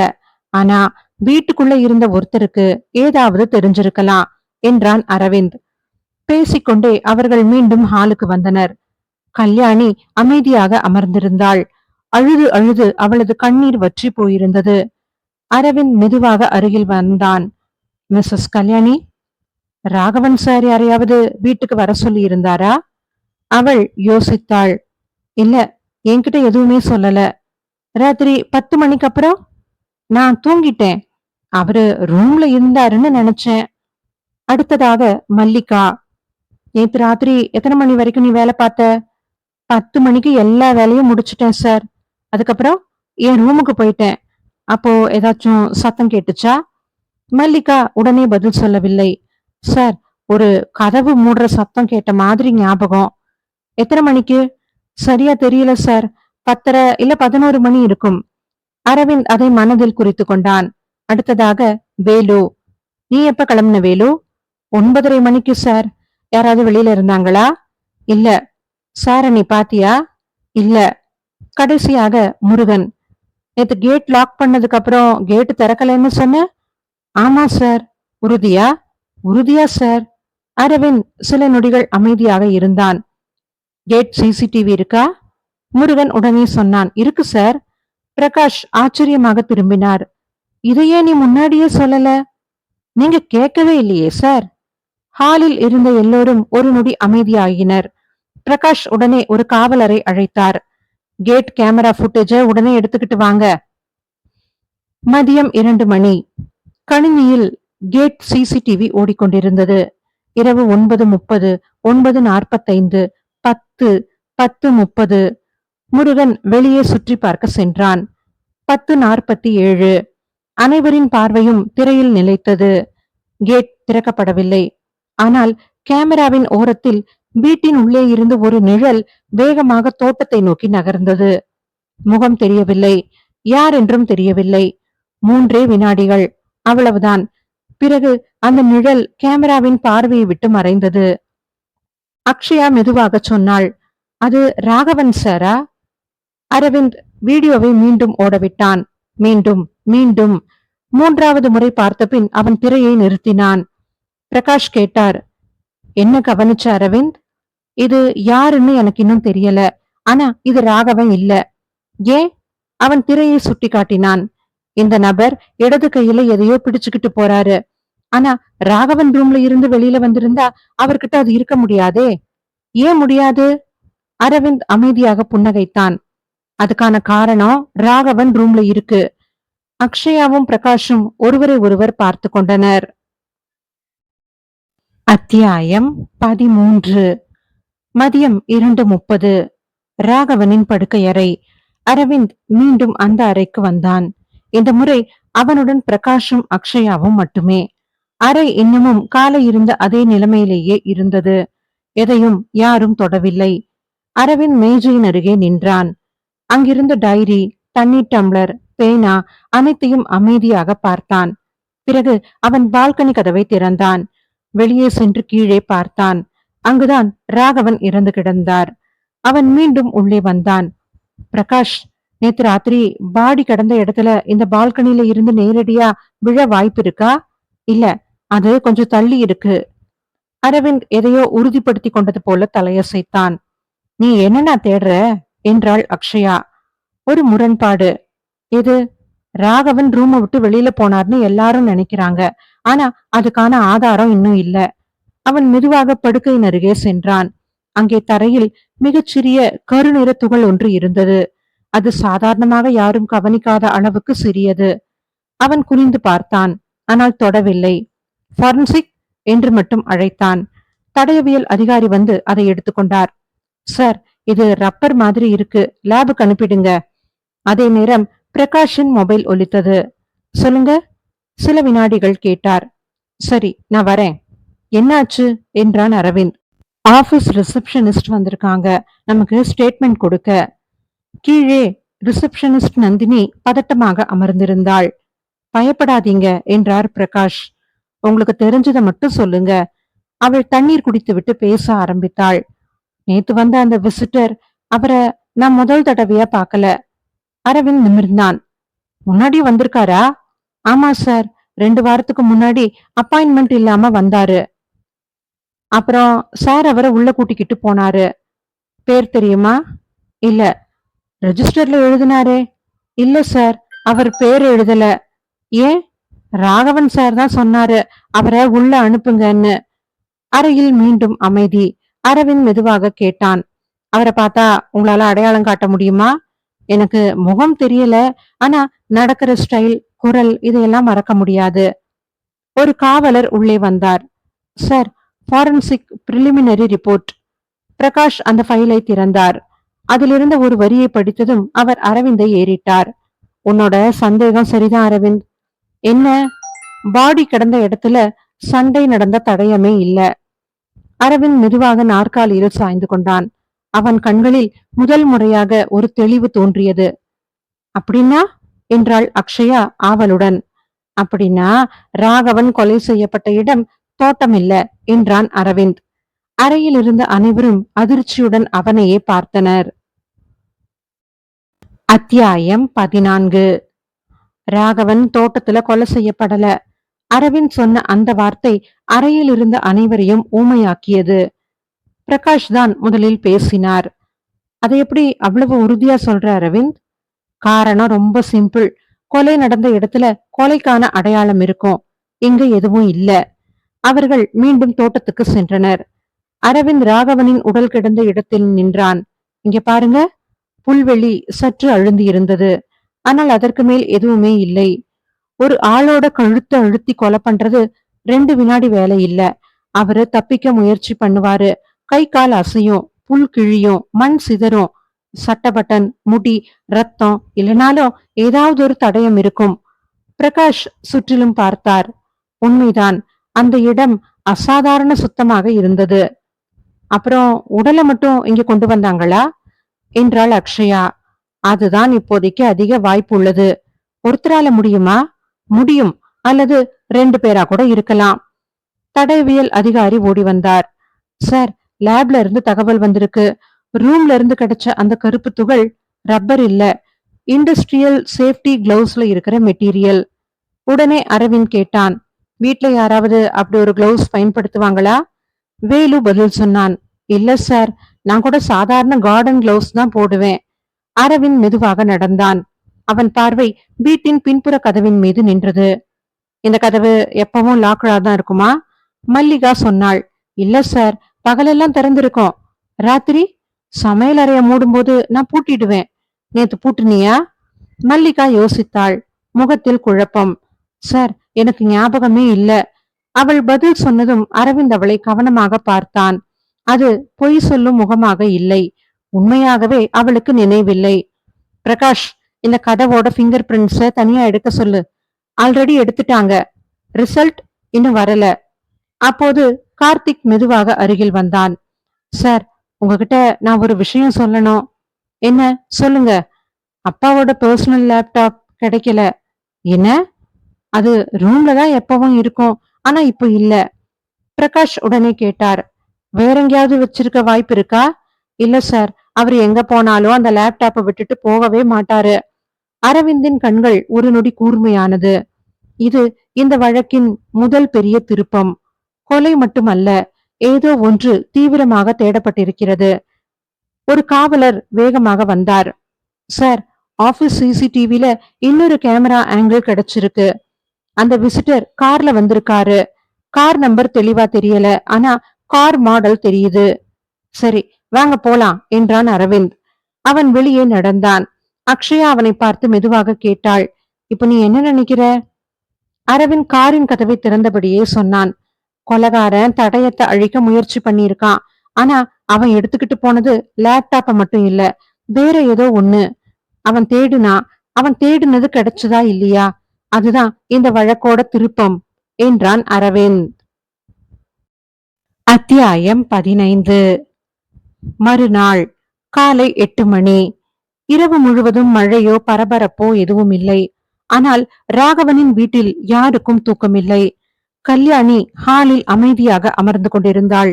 உறவினர்கள் வரத் தொடங்கியிருந்தனர். கார்த்திக் இறுதி சடங்கிற்கான ஏற்பாடுகளில் மும்முரமாக ஈடுபட்டிருந்தான். வீடு முழுவதும் ஒருவித சோகம். அதே நேரம் போலீஸ் நிலையம். அரவிந்த், அக்ஷயா, பிரகாஷ் மூவரும் மீண்டும் வழக்கு கோப்புகளை பார்த்து கொண்டிருந்தனர். மேஜையில் ஒரு பெரிய வெள்ளை பலகை. அதில் ராகவன், குடும்பம், ஊழியர்கள், மர்ம விசிட்டர், மாயமான லேப்டாப், சிசிடிவி, டிராயர் சாவி என்று எழுதப்பட்டிருந்தது. அக்ஷயா பேனாவால் பலகையை தட்டினாள். நேத்து ஒரு முழு நாளும் ஓடணும், ஆனா கொலகாரன் யாருன்னு ஒரு க்ளூ கூட இல்ல. அரவிந்த் சிரித்தான். இருக்கு, ஆனா நாம தான் இன்னும் அதை புரிஞ்சுக்கல. ஒரு காவலர் உள்ளே வந்தார். சார், பேங்க் ஸ்டேட்மெண்ட் வந்திருக்கு. பிரகாஷ் அதை வாங்கி பார்த்தார். ராகவனின் கணக்கில் கடந்த 2 மாத பரிவர்த்தனைகள். அரவிந்த் அமைதியாக ஒவ்வொரு பக்கத்தையும் கவனமாக பார்த்தான். திடீரென்று ஒரு வரியில் அவன் விரல் நின்றது. பிரகாஷ், இத பாருங்க. ஒவ்வொரு மாசமும் ஒரே தேதியில 75,000 ஒரு கணக்குக்கு அனுப்பப்பட்டிருக்கு. 3 மாசங்களா? இது யாரோட அக்கவுண்ட் என்றார் பிரகாஷ். பெயர் மட்டும் இருக்கு, எஸ் குமார். யாருன்னு கண்டுபிடிக்கணும். அக்ஷயா கேட்டாள். பிசினஸ் எக்ஸ்பென்ஸா இருக்கலாம் இல்லையா? இருக்கலாம் தான். ஆனா ராகவன் மாதிரி கணக்கு பார்த்து செலவு பண்ற ஆள் ஒவ்வொரு மாசமும் ஒரே தொகைய தனிப்பட்ட அக்கவுண்ட்டுக்கு அனுப்ப மாட்டாரே. அதே நேரம் சைபர் பிரிவு அதிகாரி உள்ளே வந்தார். சார், லேப்டாப் இன்னும் கிடைக்கல. ஆனா ஒரே ஒரு முக்கியமான தகவல் கிடைச்சிருக்கு. சொல்லுங்க.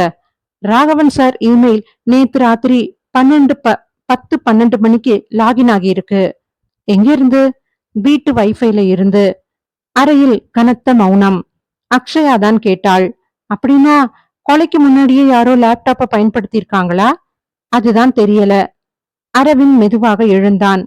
பிரகாஷ், எனக்கு ராகவனோட ஆபீஸ்க்கு போகணும். இன்னும் ஒரு தடவை. நேத்து பார்த்தோமே. ஆமா, நேத்து கொலைய பார்த்தோம். இன்னைக்கு ராகவனை பார்க்க போறோம். அக்ஷயா புரியாமல் நின்றாள். என்ன அர்த்தம் இதுக்கு? ஒரு மனுஷன் இறந்த பிறகு அவனை பத்தி எல்லாரும் பேசுவாங்க. ஆனா அவன் உயிரோட இருந்தப்ப எப்படி இருந்தான்? அத அவனோட ஆபீஸ் தான் சொல்லும். மூவரும் போலீஸ் ஜீப்பில் அலுவலகத்தை நோக்கி புறப்பட்டனர். அவர்களுக்கு தெரியாமல் அலுவலகத்திற்கு எதிரே இருந்த தேநீர் கடையில் ஒருவன் அவர்களையே கவனித்துக் கொண்டிருந்தான். அவர்கள் உள்ளே சென்றதும் அவன் மெதுவாக மொபைலை எடுத்தான். ஒரு எண்ணை அழைத்தான். அவங்க ஆபீஸுக்கு வந்துட்டாங்க, அவ்வளவுதான் சொன்னான். உடனே அழைப்பை துண்டித்தான். அந்த அழைப்பு யாருக்கு சென்றது? அத்தியாயம் 16. புதன்கிழமை காலை 9:15. ராகவன் கன்ஸ்ட்ரக்ஷன்ஸ். நேற்று போலீஸ் விசாரணையால் பரபரப்பாக இருந்த அந்த அலுவலகம் இன்று அசாதாரண அமைதியில் இருந்தது. ஊழியர்கள் தங்கள் வேலையை செய்து கொண்டிருந்தாலும் ஒவ்வொருவரின் முகத்திலும் சொல்ல முடியாத சோகம். அரவிந்த், அக்ஷயா, பிரகாஷ் மூவரும் உள்ளே நுழைந்தனர். இந்த முறை யாரும் நேராக ராகவனின் அறைக்கு செல்லவில்லை. அரவிந்த் ரிசப்ஷனிலேயே நின்றான். குட் மார்னிங் சார் என்று ரிசப்ஷனிஸ்ட் நந்தினி எழுந்து நின்றாள்.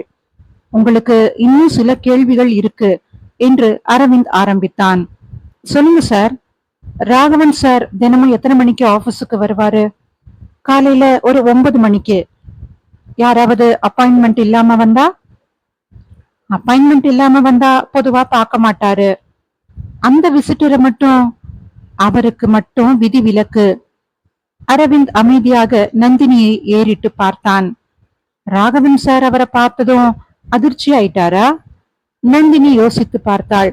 இல்ல, ஆனா அவரோட முகம் கொஞ்சம் சீரியஸ் ஆயிடுச்சு. பயமா இல்ல கோபமா? அதுவும் இல்ல, ஏதோ முன்னாடியே தெரிஞ்ச ஒருத்தரை பார்த்த மாதிரி ஆயிடுச்சு. அதே நேரம் அரவிந்த் எழுந்து ரிசப்ஷன் ரெஜிஸ்டரை கேட்டான். நந்தினி பழைய பதிவேட்டை கொண்டு வந்தாள். அவன் 2 வாரங்களுக்கு முன்பிருந்த பக்கங்களை புரட்டினான். திடீரென்று ஒரு தேதி. அன்று விசிட்டர் பெயர் எழுதப்படவில்லை. ஆனால் அந்த வரியில் ராகவனின் கையெழுத்து இருந்தது. அலோ. அரவிந்த் அந்த ஒரு வார்த்தையை நீண்ட நேரமாக பார்த்து கொண்டிருந்தான். அக்ஷயா அருகில் வந்தாள். இதுல என்ன ஸ்பெஷல் அண்ணா? அரவிந்த் மெதுவாக சொன்னான். ராகவன் இந்த ஆளை எதிர்பார்த்திருக்காரு. எப்படி? பெயரே கேட்காம உள்ள அனுப்ப சொல்லி இருக்காரே.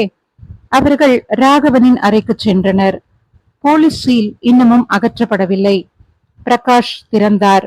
அறை நேற்று இருந்தார் போலவே இருந்தது. அரவிந்த் இந்த முறை மேஜையை பார்க்கவில்லை, சுவரை பார்த்தான். பிறகு புத்தக அலமாரியை பார்த்தான். அதில் இருந்த ஃபைல்களை ஒன்றன் பின் ஒன்றாக எடுத்து பார்த்தான். அப்போது ஒரு காலி இடம். அலமாரியில் தூசி படிந்திருந்தது. ஆனால் ஒரு செவ்வக வடிவத்தில் மட்டும் தூசி இல்லை. அங்கே ஏதோ இருந்திருக்கிறது. இப்போது இல்லை. பிரகாஷ், இங்க என்ன இருந்துச்சு? யாருக்கும் தெரியவில்லை.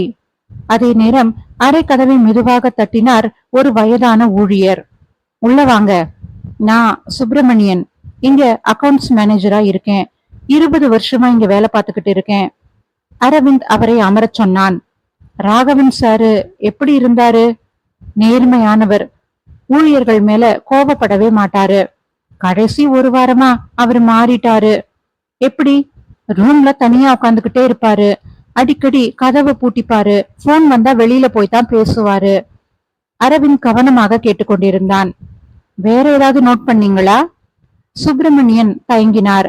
சார், இத நான் சொல்லலாமான்னு தெரியல. சொல்லுங்க.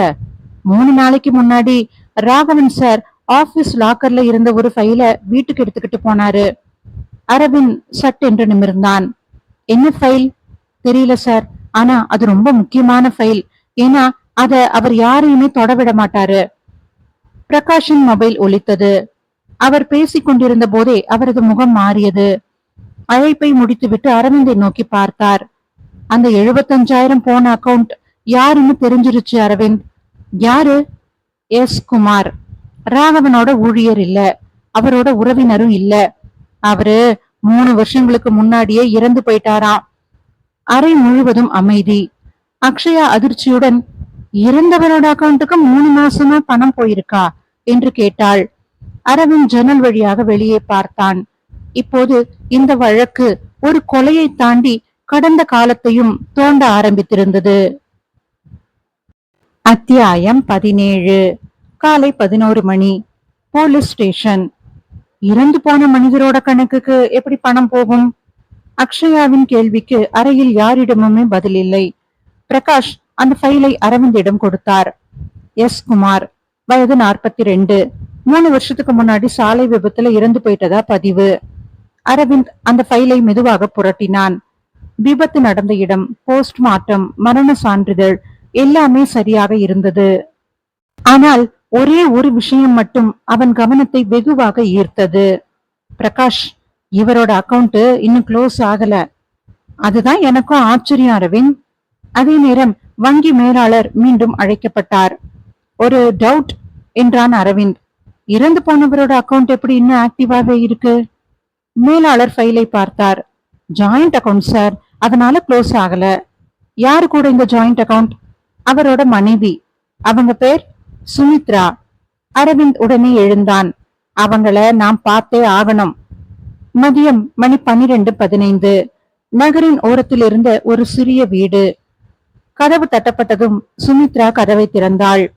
35 வயது, எளிமையான தோற்றம். போலீஸை பார்த்ததும் பதட்டமானாள். என்ன சார், என்ன வேணும்? நாங்க சில விஷயங்களை கேட்கணும். அவள் அமைதியாக அவர்களை உள்ளே அழைத்தாள். உங்க கணவர் சுரேஷ்குமார், ராகவன் சார் தெரியுமா? அவள் உடனே தலையசைத்தாள். தெரியும். என்னோட கணவர் அவர்கிட்ட தான் வேலை பார்த்துக்கிட்டு இருந்தாரு. அரவிந்த் நிமிர்ந்து உட்கார்ந்தான். என்ன வேலை? Site engineer. இது புதிய தகவல். ராகவனுக்கும் எஸ் குமாருக்கும் தொடர்பு இருந்திருக்கிறது. 3 மாசமா ராகவன் சார் உங்க அக்கவுண்ட்டுக்கு பணம் அனுப்பியிருக்காரு. சுமித்ராவின் முகத்தில் ஆச்சரியம். இல்ல சார், எனக்கு எதுவும் தெரியாது. இந்த ஸ்டேட்மெண்ட்டை பாருங்க. பிரகாஷ் ஸ்டேட்மெண்ட் நகலை கொடுத்தார். அவள் வாங்கி பார்த்தாள். கண்கள் கலங்கின. இந்த அக்கவுண்ட நான் 1 வருஷமா பயன்படுத்தவே இல்ல. ஏடிஎம் கார்டு கூட தொலைஞ்சு போயிடுச்சு. அரவிந்த் அமைதியானான். Police complaint? இல்ல சார், நான் எதுவும் கொடுக்கல. வீட்டை விட்டு அவர்கள் வெளியே வந்தபோது அக்ஷயா மெதுவாக கேட்டாள். அவங்க பொய் சொல்றாங்களான்னா? இல்ல. அப்படின்னா யாரோ இந்த அக்கவுண்ட பயன்படுத்திக்கிட்டு இருக்காங்க. அவர்கள் காரில் ஏறப்போகும் நேரம் ஒரு முதியவர் வேகமாக வந்து நின்றார். சார், நீங்க ராகவன் விஷயமா வந்திருக்கிறீங்களா? ஆமா, நான் குமார் வீட்டுக்கு பக்கத்து வீடு. எனக்கு ஒரு விஷயம் ஞாபகம் இருக்கு சார், அத நான் சொல்லலாமா? சொல்லுங்க சார். அரவிந்த் கவனமானான். குமார் சார் சாகரத்துக்கு 2 நாளைக்கு முன்னாடி ராகவன் சார் இங்க வந்திருந்தாரு. 2 பேரும் சண்டை போட்டாங்க. எதை பத்தி? அதெல்லாம் எனக்கு கேட்கல. ஆனா குமார் சார் நான் உண்மையை வெளியில சொல்லிடுவேன்னு கத்துனது மட்டும்தான் கேட்டுச்சு. அரவிந்தும் பிரகாஷும் ஒருவரை ஒருவர் பார்த்து கொண்டனர். காரில் திரும்பும் போது அக்ஷயா சொன்னாள், அப்படின்னா 3 வருஷத்துக்கு முன்னாடி நடந்த ஒரு விஷயத்துக்கும் இப்ப நடந்த கொலைக்கும் சம்பந்தம் இருக்கா? அரவிந்த் ஜன்னலுக்கு வெளியே பார்த்தபடி பதில் சொன்னான். இருக்கலாம், இல்லாமலேயும் இருக்கலாம். ஆனா ஒரு விஷயம் மட்டும் சரியில்லை. என்ன? ராகவன் பயம் இருந்த மனுஷன் மாதிரி நடந்திருக்காரு அவரு. ஆனா குமார் உண்மையை சொல்லிடுவேன்னு வெளியில சொன்னாராம். அப்படின்னா பயம் யாருக்கு இருந்துச்சு? அந்த கேள்விக்கு யாரிடமுமே பதில் இல்லை. பிரகாஷின் மொபைல் மீண்டும் ஒலித்தது. அவர் பேசிவிட்டு அதிர்ச்சியுடன் அரவிந்தை நோக்கினார். அரவிந்த், என்ன? ராகவன் வீட்டுல யாரோ அவரோட மாயமான லேப்டாப்ப திருப்பி வச்சுட்டு போயிருக்காங்க. அத்தியாயம் 18. மதியம் 2:10. போலீஸ் ஜீப் ராகவனின் வீட்டின் முன் வந்து நின்றது. அரவிந்த், அக்ஷயா, பிரகாஷ் மூவரும் வேகமாக இறங்கினர். வாசலில் 2 காவலர்கள் நின்று கொண்டிருந்தனர். எங்க கிடைச்சது என்று அரவிந்த் கேட்டான். சார், முன்வாசல் வராண்டாவில ஒரு பழைய டிராவல் பேக்குக்குள்ள. யார் அதை பார்த்தாங்க? மல்லிகா. மல்லிகா இன்னமும் பதட்டமாகத்தான் இருந்தாள். சார், நான் வெளியில பெருக்க வந்தேன் சார். அப்போ இந்த பேக் இருந்துச்சு. நேத்து இல்லையா இந்த பேக் இங்க? இல்ல சார். கண்டிப்பா? கண்டிப்பா இல்ல சார். அரவிந்த் அவளுடைய முகத்தை கவனித்தான். பொய் சொல்வதற்கான அறிகுறி எதுவும் தென்படவில்லை. அந்த பேக் இன்னும் திறக்கப்படாமல் இருந்தது. பிரகாஷ் தடயவியல் அதிகாரியை அழைத்தார். கையுறைகள் அணிந்தபடி அவர் மெதுவாக ஜிப்பை திறந்தார். உள்ளே கருப்பு நிற லேப்டாப், அதன் சார்ஜர், வேறு எதுவுமே இல்லை. பிங்கர் பிரிண்ட்ஸ் எடுத்துக்கிட்டு இருக்கோம் சார். ரிசல்ட் உடனே வரணும். அரவிந்த் அந்த லேப்டாப்பை பார்த்து கொண்டே நின்றான். யாராவது திருடுனா திரும்பி கொண்டு வந்து வைக்க மாட்டாங்க. அப்புறம் யாரோ நம்ம லேப்டாப்ப தேடுறோம்னு தெரிஞ்சுக்கிட்டு அதை திருப்பி கொடுத்திருக்கிறாங்க. ஏன் கொடுத்திருக்கிறாங்க? அதுல நமக்கு தேவையானது இல்லைன்னு நினைச்சு கொடுத்திருக்கிறாங்க. லேப்டாப் சைபர் பிரிவுக்கு அனுப்பப்பட்டது. மூவரும் காத்து கொண்டிருந்தனர். 1 மணி நேரம் கழித்து அதிகாரி வெளியே வந்தார். சார், லேப்டாப் ஓபன் ஆயிடுச்சு. என்ன கிடைச்சது? எல்லா ஃபைல்ஸும் இருக்கு. டெலீட் ஆனது எதுவுமே இல்ல. அக்ஷயா ஆச்சரியப்பட்டாள். அப்படின்னா அவங்க ஏன் லேப்டாப்பை எடுத்தாங்க? ஆனா ஒரு விசித்திரமான விஷயம் இருக்கு. அனைவரும் திரையை பார்த்தனர். Login history. கடைசியாக பயன்படுத்தப்பட்ட நேரம் செவ்வாய்க்கிழமை இரவு 10:13. அதுக்கப்புறம் யாருமே ஓபன் பண்ணல. அரவிந்த் புருவத்தை சுருக்கினான். அதாவது கொலைக்கு முன்னாடி லேப்டாப் பயன்படுத்தப்பட்டிருக்கு. கொலைக்கு அப்புறமா யாருமே தொடல. அதே நேரம் சைபர் அதிகாரி மற்றொரு ஃபைலை திறந்தார்.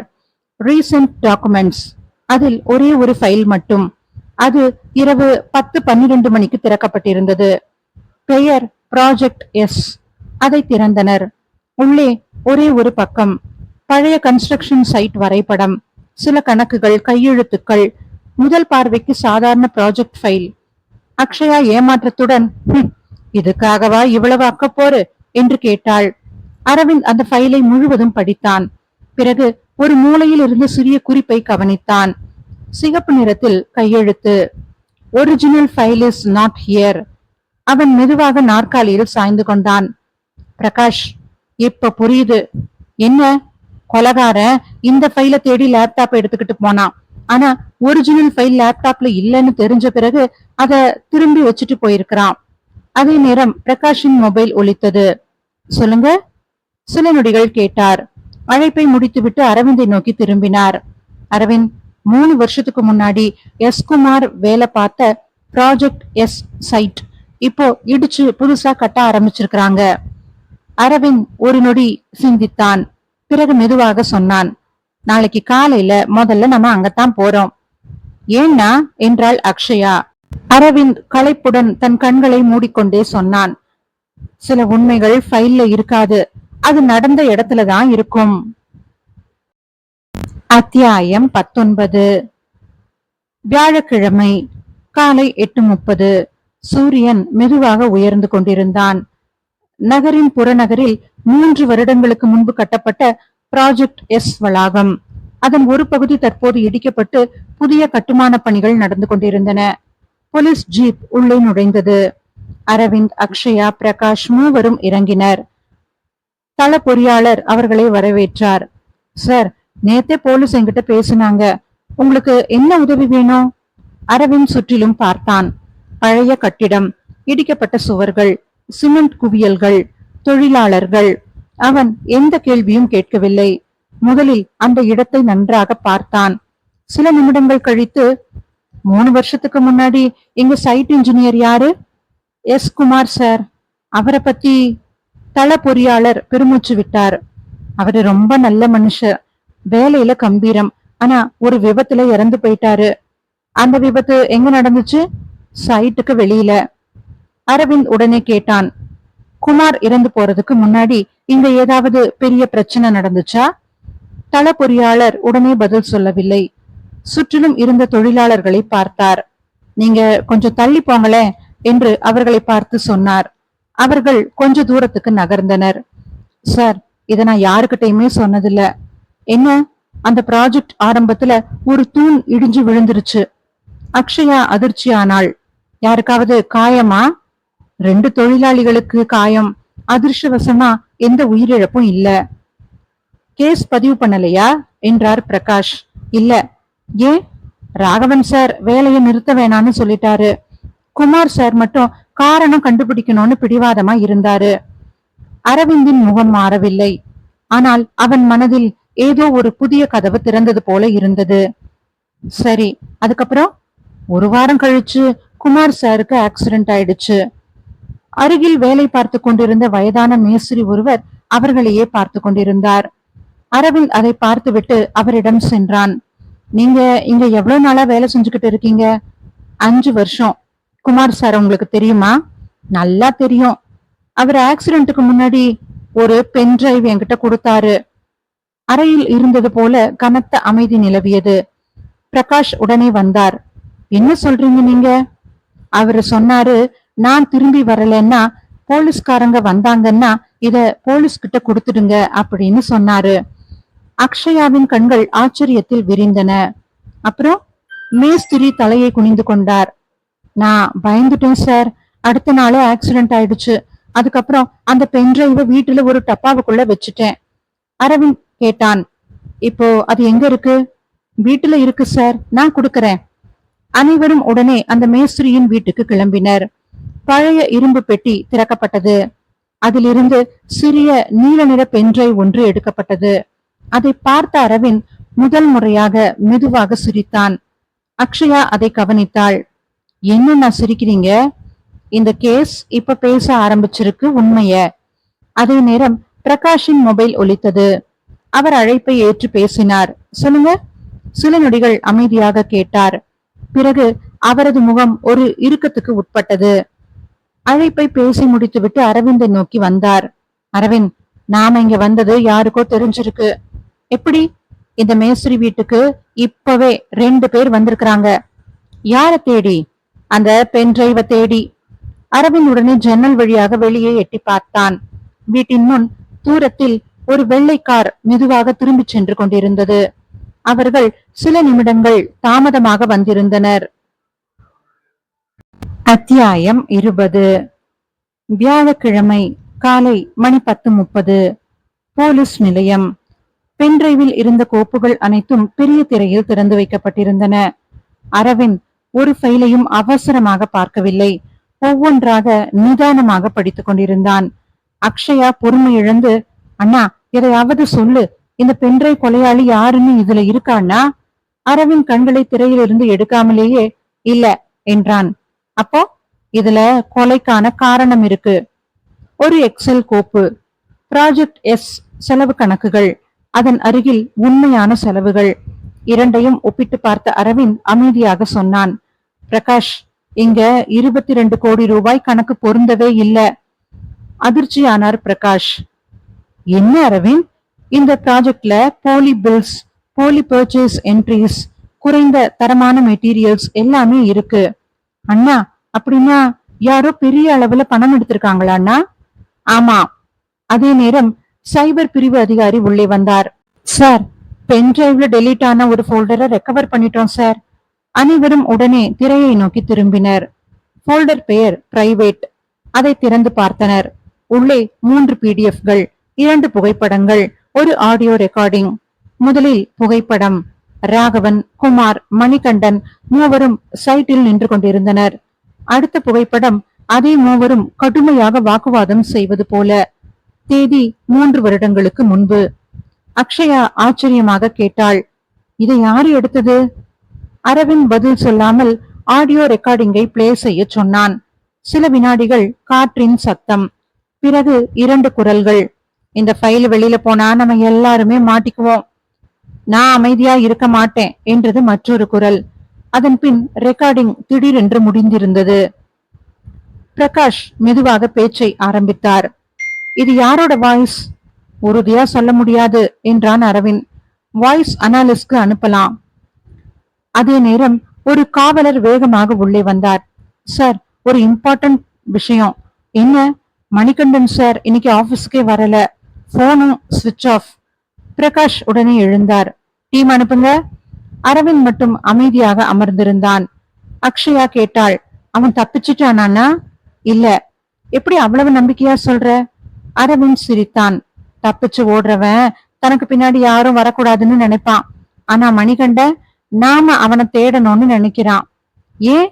ஏன்னா இன்னும் அவங்கிட்ட நமக்கு தெரியாத ஒரு ரகசியம் இருக்கு.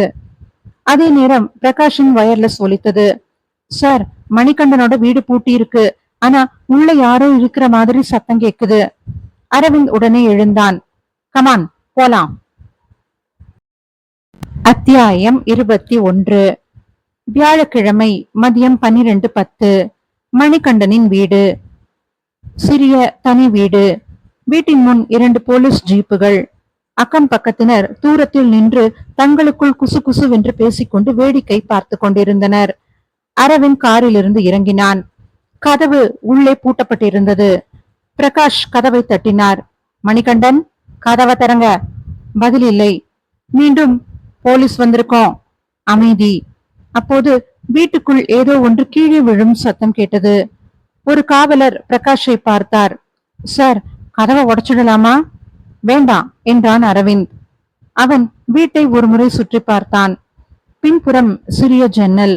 அது முழுவதும் மூடப்படவில்லை. அவன் மெதுவாக உள்ளே எட்டி பார்த்தான். ஹால் காலியாக இருந்தது. ஆனால் உள்ளே டிவி ஓடிக்கொண்டிருந்தது. சமையலறை விளக்கும் எரிந்து கொண்டிருந்தது. பிரகாஷ், யாரோ உள்ள இருக்காங்க. இந்த முறை காவலர்கள் கதவை உடைத்தனர். அனைவரும் வேகமாக உள்ளே சென்றனர். வீடு முழுவதும் தேடப்பட்டது.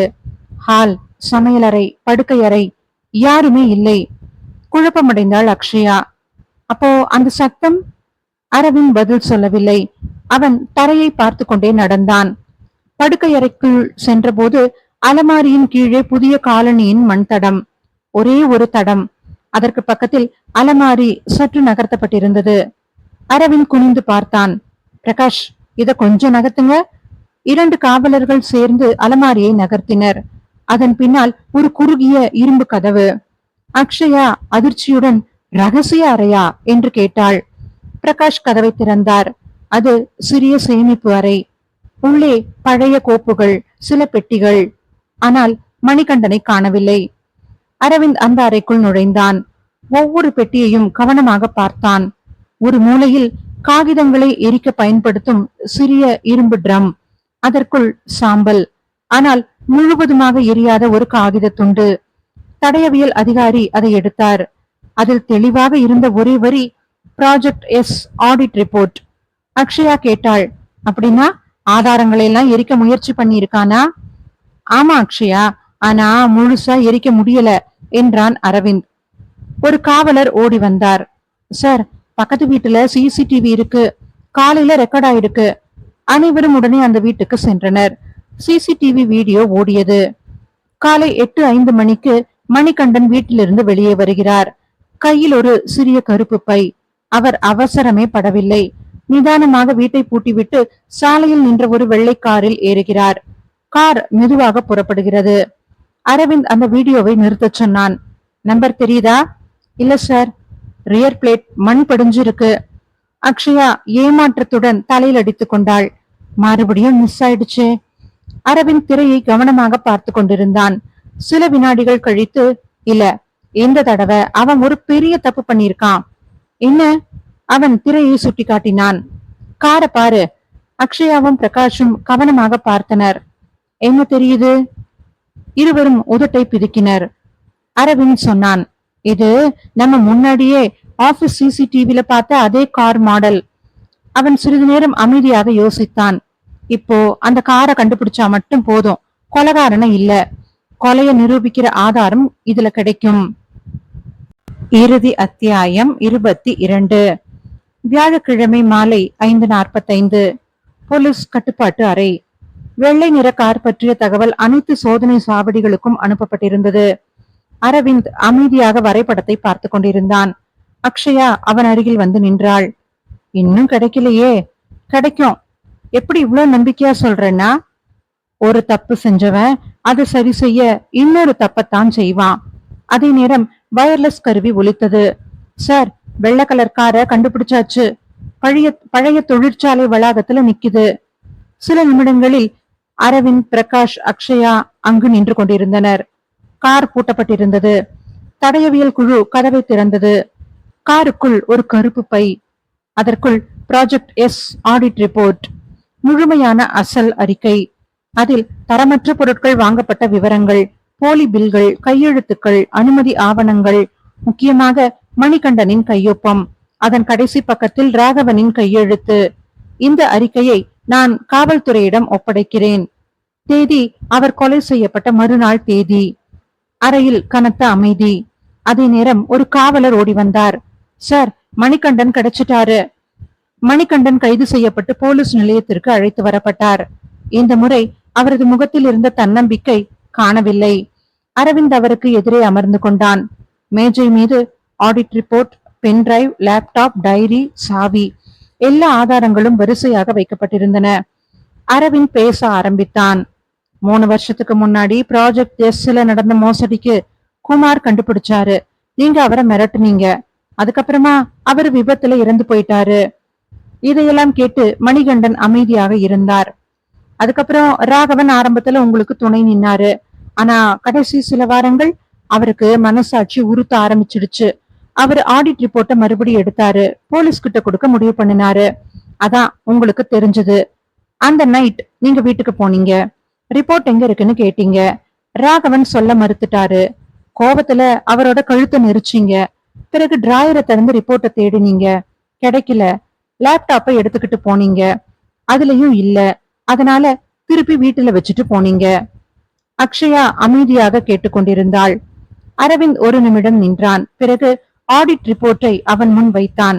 நீ தேடினது இதுதானே? மணிகண்டனின் கைகள் லேசாக நடுங்க ஆரம்பித்தன. இந்த ரிப்போர்ட் கார்ல எப்படி வந்துச்சுன்னு தெரியுமா? மணிகண்டன் எதுவும் பேசவில்லை. ராகவன் இது வீட்டுல இருந்தா பாதுகாப்பு இல்லைன்னு நினைச்சாரு.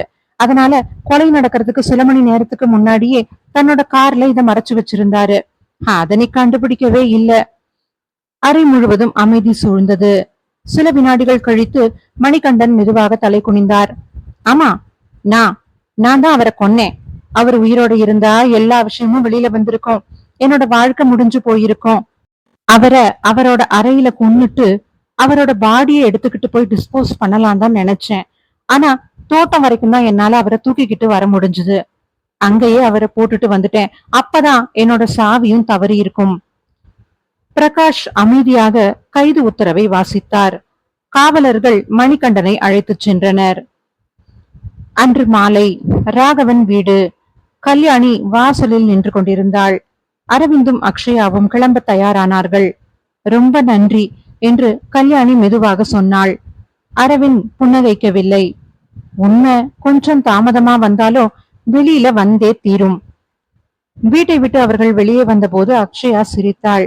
அண்ணா, நீ இந்த கேஸ்ல பார்த்த முதல் க்ளூ என்ன? அரவிந்த் காரின் கதவை திறந்தபடியே சொன்னான். க்ளூ இல்ல, ஒரு பழக்கம். என்ன பழக்கம்? குற்றவாளி எல்லா ஆதாரத்தையும் மறைக்க முயற்சி பண்ணுவான். ஆனா ஒரு ஆதாரத்தை மட்டும் மறந்து போயிடுறான். என்னது? அரவிந்த் காரில் அமர்ந்து கொண்டே சொன்னான். அவனோட அவசரம். கார் மெதுவாக சாலையில் நகர்ந்தது.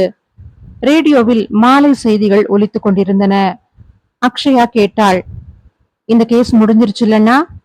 இல்ல, ஃபைல் மட்டும்தான் க்ளோஸ் ஆயிருக்கு. இன்னும் நமக்கு எங்க எத்தனை கேஸ்கள் காத்துக்கிட்டு இருக்கோ தெரியல. அவர்களது கார் மெதுவாக சென்றது. இதோட இந்த கதை முடியுது.